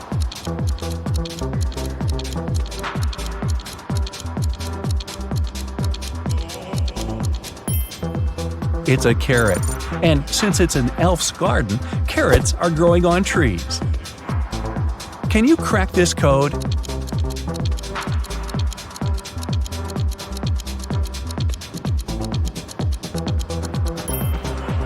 It's a peach, and Kitty can get it over there. Here comes the next ingredient. Any ideas?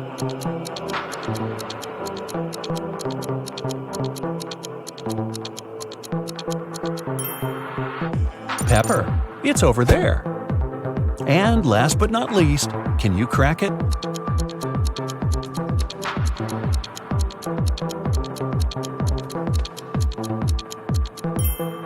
Broccoli. Great job!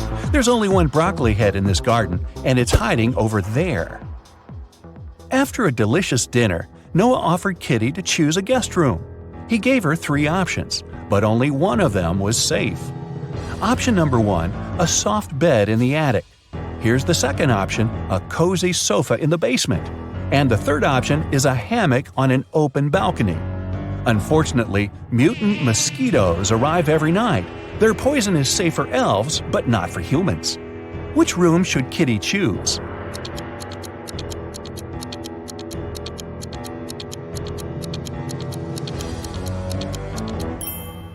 Springs stick out of the first bed. That doesn't look safe.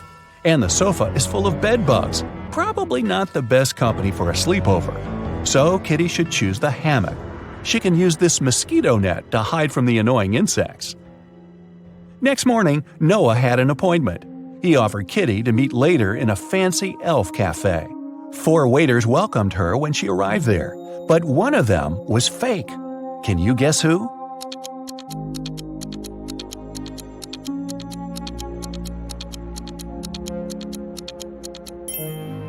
See, this guy is a criminal. Noah was late, so Kitty ordered breakfast without him and went to the bathroom. The girl left her bag and her wallet on the table. Don't ask me why. When she came back, Noah was sitting at the table.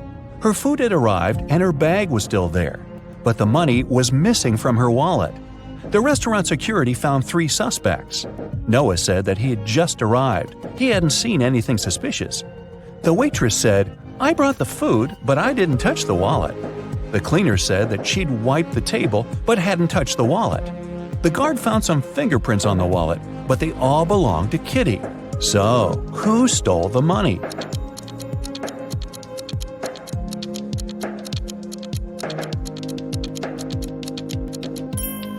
The cleaner. She had her gloves on. That's why she didn't leave any fingerprints. Kitty didn't have any elf money, so Noah offered to pay for her meal. But first, she had to crack this riddle. What begins with T, ends with T, and has T in it? Kitty solved this puzzle easily. What about you?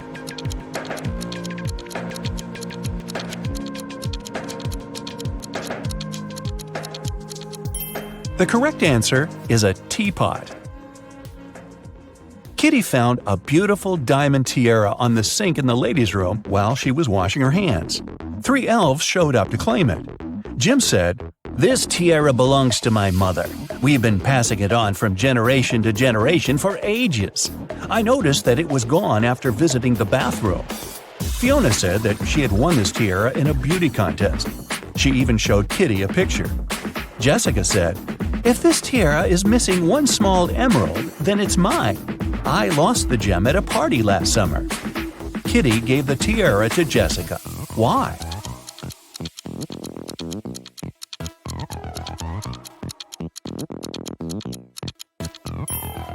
Well, Jim wouldn't have been allowed in the ladies' room. The stones in Fiona's tiara are blue, not green, and Jessica was the only one who knew about the defect. Kitty entered an elf gift store to get some souvenirs for her family. 3 magic creatures entered the store after her.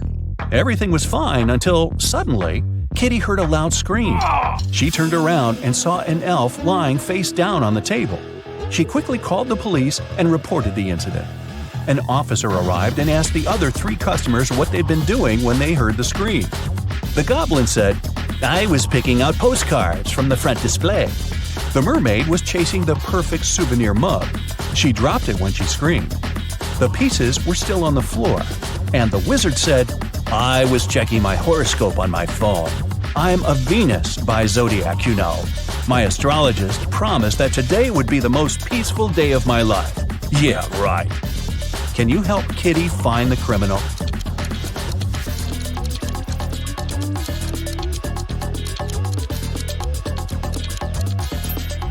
It's the wizard. Venus isn't an astrological sign. The police arrested the wizard. He got so mad at Kitty that he turned her into a frog. Noah tried all the spells from his books, but nothing helped. So he took Kitty to the jail to beg for the wizard's help. There, Noah saw 2 prisoners. He knew for sure that only one of them would manage to escape. Ooh.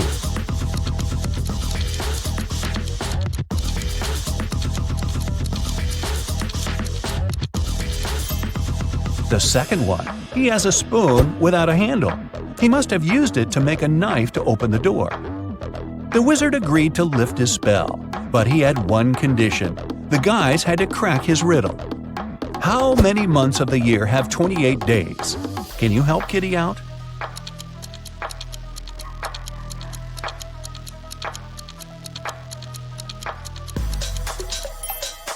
The correct answer is all of them.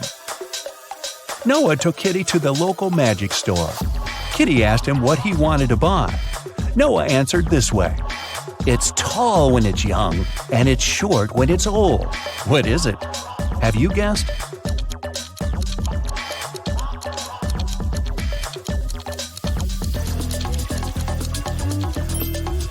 It's a candle. Noah lit the candle and prepared to send Kitty back to the human world. But he had one last riddle for her.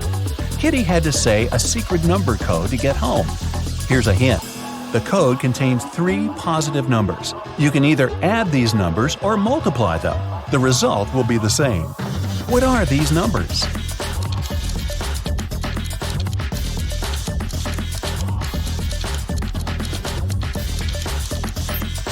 The correct answer is 1, 2, and 3. Great job! Meg was working hard all morning. She decided to have a lunch break and headed to the parking lot. But when Meg approached her car, she faced an unpleasant surprise. Someone had poured blue paint all over the vehicle. Meg found 3 witnesses and questioned them. Lily, the company's designer, said she'd been eating her taco on the office balcony when it happened. The financial director, Chuck, had a long business call with investors. And Sheila, the cleaner, said, "I've been cleaning the toilet all morning."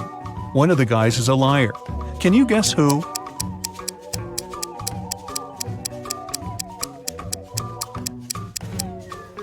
Lily.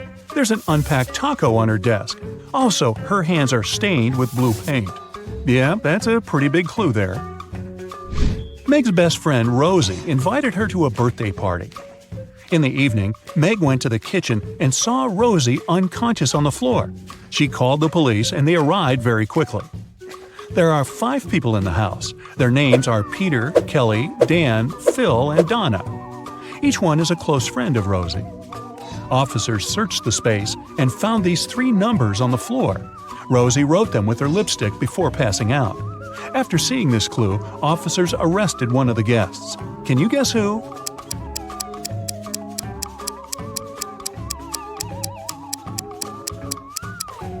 They arrested Dan. The numbers 12, 4, and 11 correspond to the names of the months December, April, and November. Meg went to the office kitchen to get some coffee. She wanted to add milk to her drink, so she opened the fridge to find it. Meg discovered 4 different milk packages on the shelf, but only one of them is safe to use. Can you guess which one?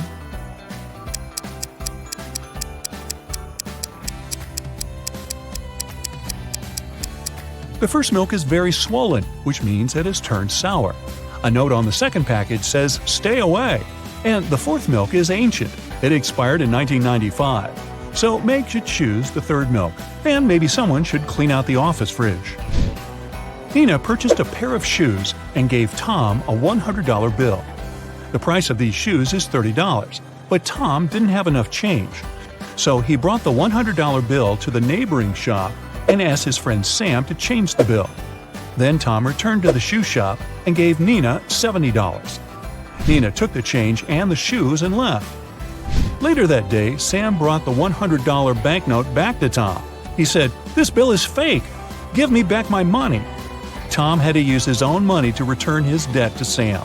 So, how much money did Tom lose?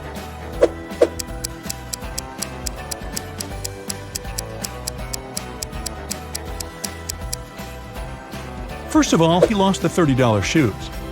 Also, he gave Nina $70. Therefore, he still had $30 from the changed $100 bill. So when Sam asked him to return the money, Tom paid him back those $30 plus $70 from his pocket. So Tom had lost a total of $100. See Tom cry. Billy works as a night watchman at a large bank. One night, he heard strange noises from the bank vault and went to check it out. Unfortunately, inside the vault, he faced 3 criminals. All 3 guys were wearing masks, but Billy noticed an imposter among them right away. Can you see him too?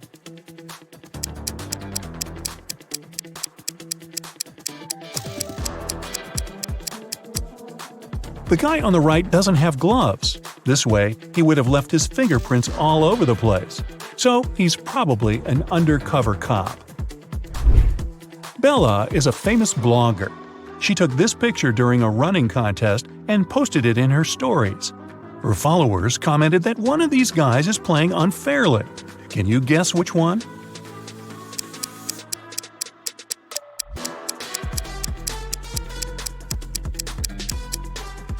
The person on the right isn't sweating at all. Something's definitely wrong here. Ryan was hanging out in a cafe with his best friend David. They ordered some food and drinks, and after the meal, Ryan said, "Let's play a game. If you crack my riddle, I'll pay. But if you fail, you'll pay." David agreed. Here's the task. He needs to remove a couple of toothpicks to make this equation correct. Can you help David out?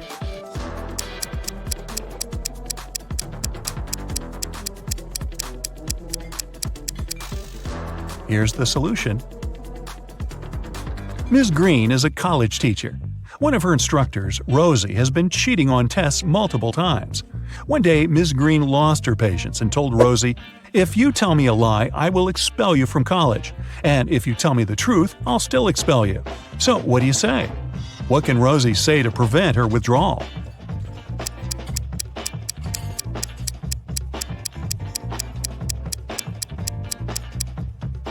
She should say, "I am telling lies." This phrase will create a paradox because it can't be a lie and truth at the same time. Jane was performing in a singing contest in a famous concert hall. Her singing was very good and she made the judges cry. But suddenly, all the lights went down. Someone turned off the electricity in the entire building. The contest manager questioned 3 suspects. Jane's rival singer, Tilda, said, "I was visiting a coffee shop on the 7th floor when suddenly it became very dark. I had to use a flashlight on my phone to get out."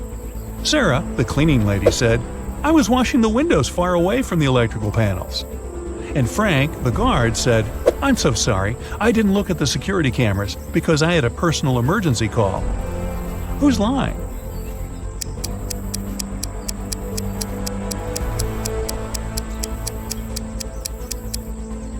Tilda. This concert hall doesn't have a 7th floor. Peter landed in a foreign country. He opened a taxi app on his phone to get to his hotel. Unfortunately, the app didn't work. So Peter just went outside, hoping to find a driver. At the parking lot, he noticed 3 free cars. All 3 drivers were eager to give Peter a ride. Which driver should he choose?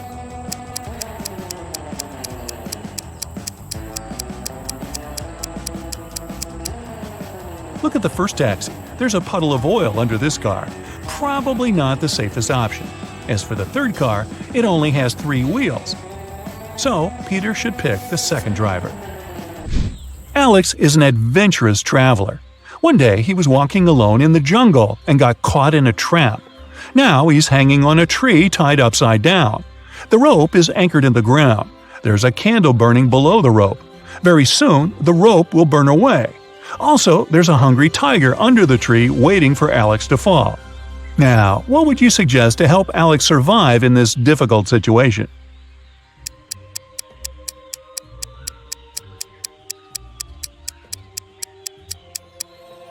Alex should sing the happy birthday song. The tiger will blow the candle out to celebrate, and Alex will get a chance to escape. Now, don't complain to me, I just read these off the script. Mia came home from work late at night as usual. She lives with 3 roommates. When Mia entered her bedroom, she noticed someone had stained her favorite carpet. Mia got furious and questioned her roommates. Jessica said, "That's not my fault. I've spent all day chilling in my boyfriend's house." Helen replied, "Today I entered your room only once to bring clean laundry. The carpet was okay." And Fiona said, "I haven't been to your room for ages. I studied in the library all day." Can you guess who stained the carpet?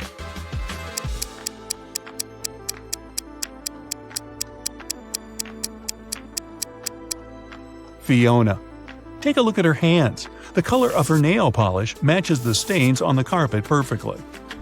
Will has just moved to San Francisco. He needed an apartment to stay in for at least a year, so he searched online. He found 3 options and liked them all equally. Will went to check out all 3 offers one by one. After that, he found out that 2 of the 3 offers were scams. What about you? Can you see anything suspicious in these advertisements?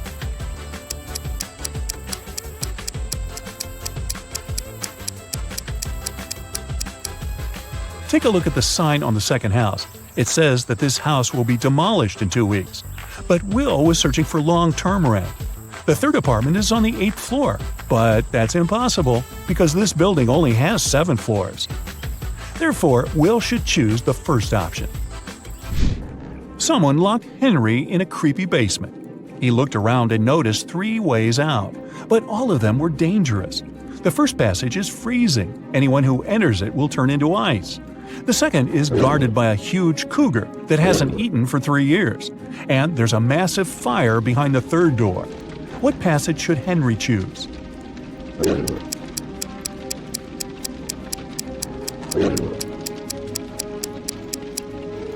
The second one. The animal hasn't eaten for 3 years, so it's not dangerous anymore. Kinda shriveled, actually. Hey, dear Brightside Detective, meet James. He's a regular guy, at first sight. In reality, very strange things tend to happen to him. See for yourself. Once James went swimming at a local lake, and guess what? One of the other beachgoers turned out to be a visitor from space. Look at these people attentively and help James figure out which one it is.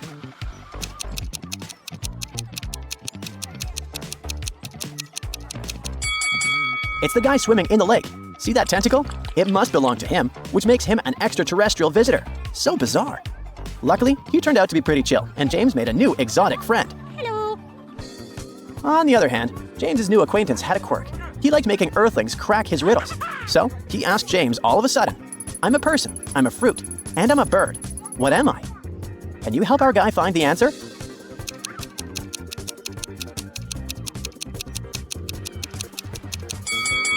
The correct answer is kiwi. The next riddle seems simple, but was it? It went like this. People buy me to eat, but never eat me. What am I? James actually spent quite some time trying to figure out the answer. How about you?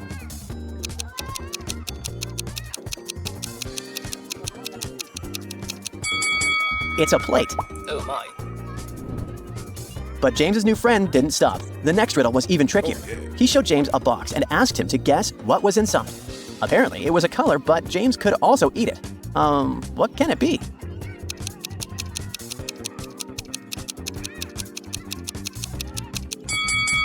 Inside the box was an orange.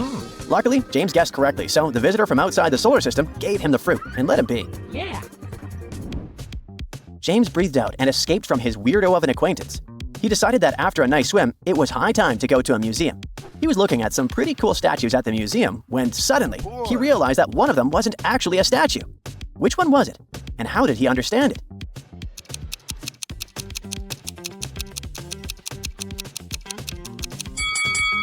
Look at the statue on the left. It has no wrist, so it must be the real thing.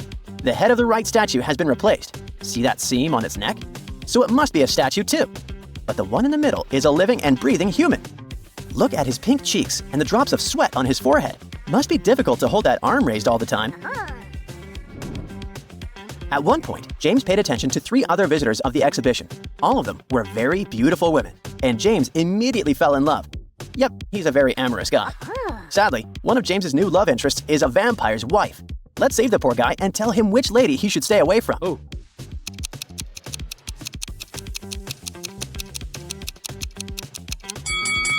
The lady on the left might just have a very pale complexion. The one on the right is probably drinking some red-colored juice or cocktail. But the woman in the middle has been bitten recently. Look at her neck. So she must be the wife. Run, James, run! After having barely avoided grave danger, James decided to relieve stress and went to the gym. Beside him, there were only two other visitors, two young ladies. The one on the left is working out, and the one on the right is taking selfies on the latest iPhone. Look at them attentively and try to figure out which of them is indeed rich and which is just a make-believe.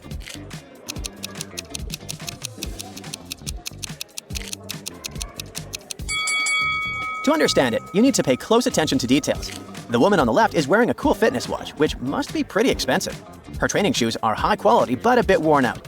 It means she's a regular at that gym. Also, she has wireless earpods, and a personal trainer is right next to her. As for the woman on the right, she looks flashy with her iPhone and jewelry. But if you look closely, you'll understand that this jewelry is cheap, and instead of sneakers, she's wearing flats.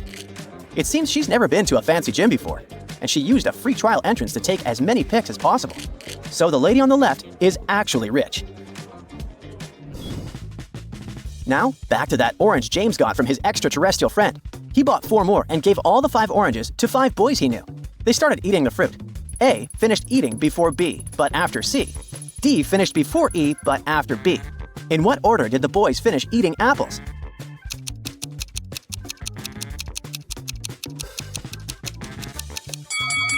C, A, B, D, E. On his way home, James noticed that his neighbor's house was on fire. He also saw a firefighter nearby, but the man was just standing there doing nothing. Why wasn't this professional helping James's neighbor? Can you figure it out?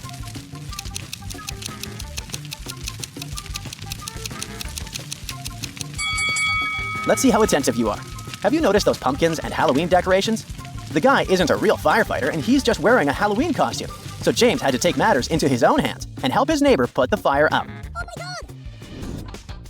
The next day, James was invited to his cousin's wedding. But half an hour before the ceremony, the guy pulled his cousin aside and told her that her husband-to-be was cheating on her. How did he know?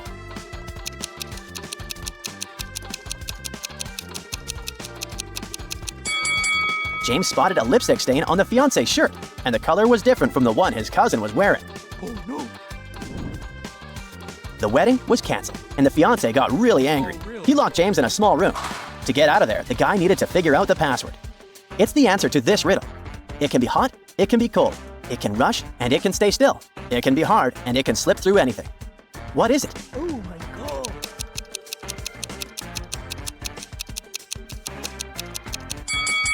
It's water. After figuring it out, James was out of the room in no time. For a week, James's life was pretty uneventful until he got a call from a friend who lived in a different town. He claimed that a vampire family had moved into the houses next to his, and he was very worried. James couldn't leave him in the lurch, so he went there and found the right street. He saw 3 houses. James came up to the house which he thought was weird. Which one did he choose? A, B, or C? What do you think?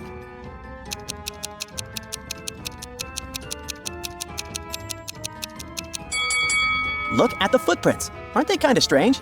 They lead to and from houses A and C. But what about house B? The footprints only lead in one direction, inside. Apparently, people come in, but they never get out of there. Creepy. James decided to check the house. He rang the bell. The vampire's wife opened the door. "A human, finally!" she exclaimed. "We need your help. Someone attacked my husband. Please find out who did it." James was shocked, but entered the house. He saw the vampire family. He asked them what they'd been doing during the attack. The brother said he'd been sleeping in his coffin. The son answered that he'd been cleaning his clothes and hadn't seen anything. And the wife said she'd been playing the piano. James immediately understood who had attacked the vampire. Have you figured it out?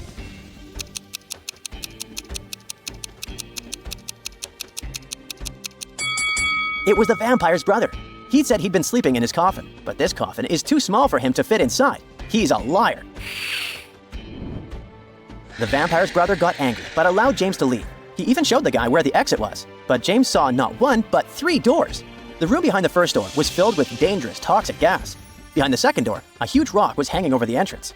As soon as something or someone got inside, it would fall down. There was a hungry tiger waiting for its prey in the third room. Which door should James opt for?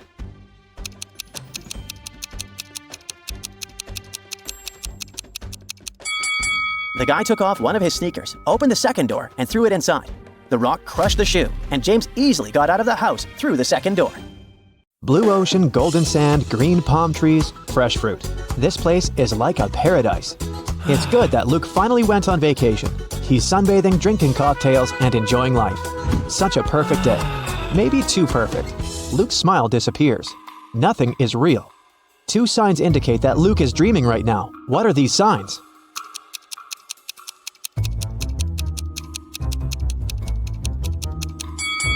The first thing is that there are 2 suns in the sky. The second sign is that the ocean has no waves. Luke gets scared. He realizes he's sleeping. At this moment, a giant kraken comes out of the ocean. It stretches huge tentacles towards Luke and screams out like a siren. How can Luke escape from it? Where should he run?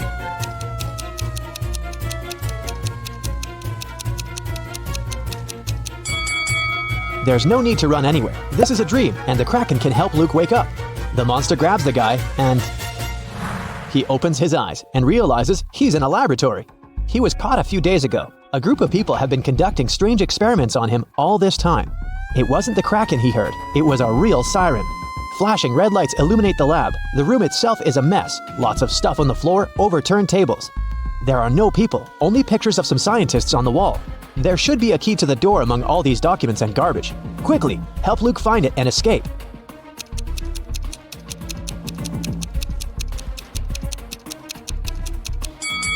And the key is hidden. Not here. It's not needed. The door isn't locked. See? Luke is about to leave the lab. But wait, what does he need to take with him? Look around the room. He can only take 1 item.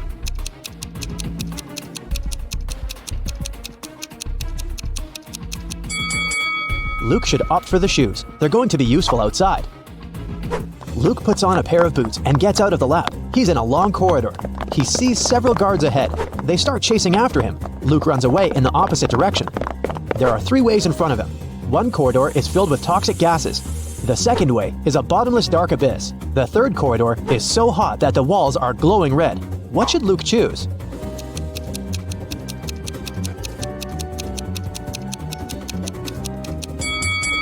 The second hall with the chasm. See how the light gets reflected from the abyss? This means there's a glass floor covering it, and Luke can walk on it. Luke runs through the second hall and finds himself trapped. Several guards are standing there and everyone is looking at him. It seems like there's no chance of getting out, but wait a minute, the guards are not dangerous. Why?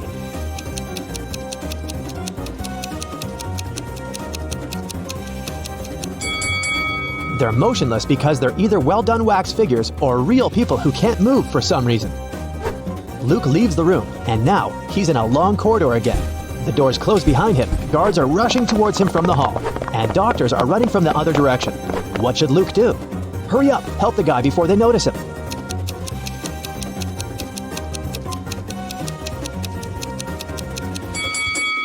Do you see a laundry basket? There are white coats there. Luke should dress up as a doctor and walk past the guards. The guy enters one of the many doors and finds himself in a large room for experiments. This is where they keep their test subjects. There are several locked cells with people sitting inside. They ask Luke to release them. Unfortunately, he can only free 1 prisoner. But who? A werewolf is locked in that cell. An electrical human is in another. A seemingly ordinary girl is locked in the third one.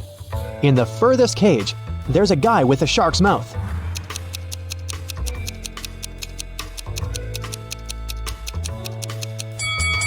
Luke should save the girl. Come on, all the other prisoners are scary monsters. Did you expect a trick? Sometimes the simplest answer is the right one. Luke opens the cell. The girl's name is Jessie, but she doesn't want to go with Luke. She doesn't believe him. Why?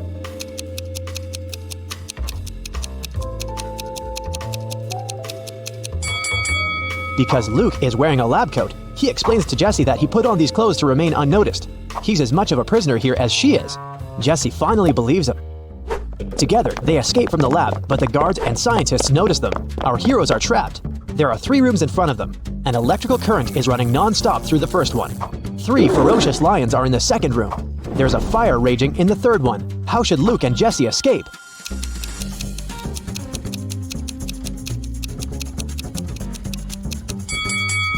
They don't have to enter any of these rooms. In the corridor above them, there's an open ventilation hatch. These guys should help each other get in there. They crawl through the vent for a few minutes. Finally, they reach the elevators. But the heads of 2 creatures have got stuck in the elevator doors. One of them is a werewolf. The other is a zombie. Jesse and Luke can only save one of them. Who will survive without their help?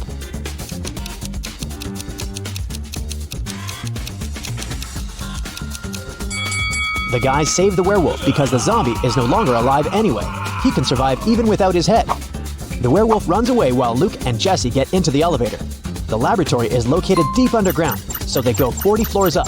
The doors open, and they find themselves inside an old hut. Our heroes go outside and see a winter forest. Jesse and Luke run forward as fast as they can. They hear dogs barking and people screaming. The scientists are chasing them. The guys come to a crossroads. The first way leads to a lake. At the beginning of the second road, there's a sign, "Beware of wolves." The third road leads to a high cliff. Where should they go?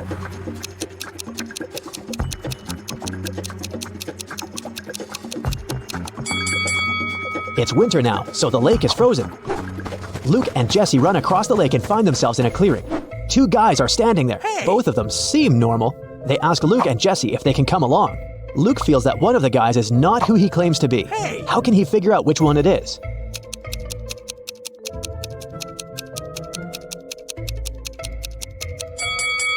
If you pay attention to the footprints in the snow, you'll see how this guy appeared here, but there are no footprints near the second guy. How did he get here? It's suspicious. Jesse and Luke agree to take along the first guy. His name is Max. He says he's also escaped from the lab. He knows there's a road somewhere nearby, so they decide to find it. They wander through the forest for several hours. No one seems to be chasing them anymore. But now, they have a new problem. They're cold and hungry. Sometime later, they see a small house where they can warm up. But the door is locked. Where's the key?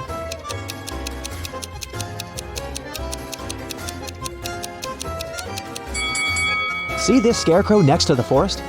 The key is in its hand. The guys open the door and find food and clothes. They rest, eat, and get warmer. Soon, they're ready to set off. There's an old car in the backyard. There's even some gasoline in its tank. But when Luke is driving it out of the yard, the car runs over a nail. The tire is punctured. Now they have to walk again. It's getting darker and colder. Despite warm clothes, our guys start freezing. How can our heroes keep warm?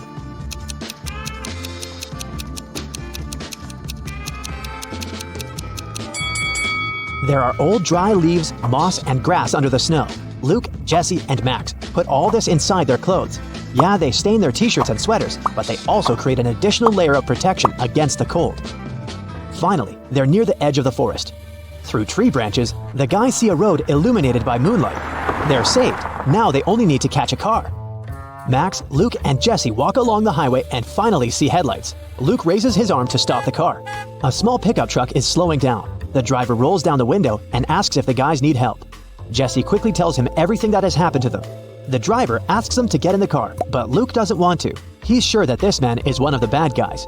How has Luke figured it out?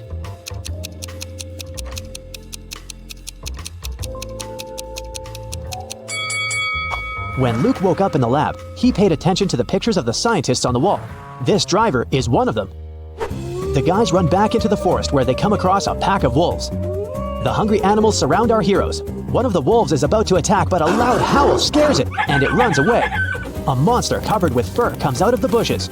Max screams and is about to run away, but Jesse and Luke look calm. Why?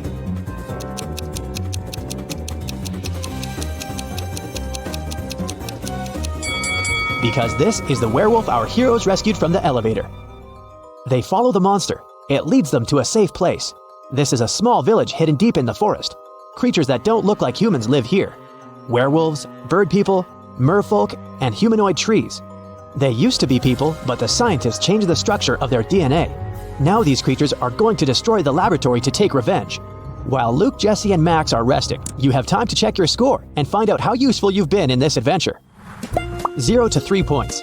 Luke wouldn't have gotten out of the lab if he had listened to you. It's still difficult for you to get out of tricky situations. Maybe you were too nervous. Or perhaps you should work on your ability to focus. 4 to 7 points. You've been helping the guys get out of trouble pretty well, but still, this is not enough to become a team leader. You'll definitely get better after a little more practice. 8 to 11 points. You can find a way out of almost any difficult situation and deal with any problem. Just a bit more, and you will become a perfect leader. 12 to 15 points. You're a real hero. You can successfully overcome any difficulties and lead large groups of people. Don't lose your focus. It'll help Luke and his friends in their next adventures. 16 to 17 points. You're the best of the best. Problems don't scare you. They entertain you.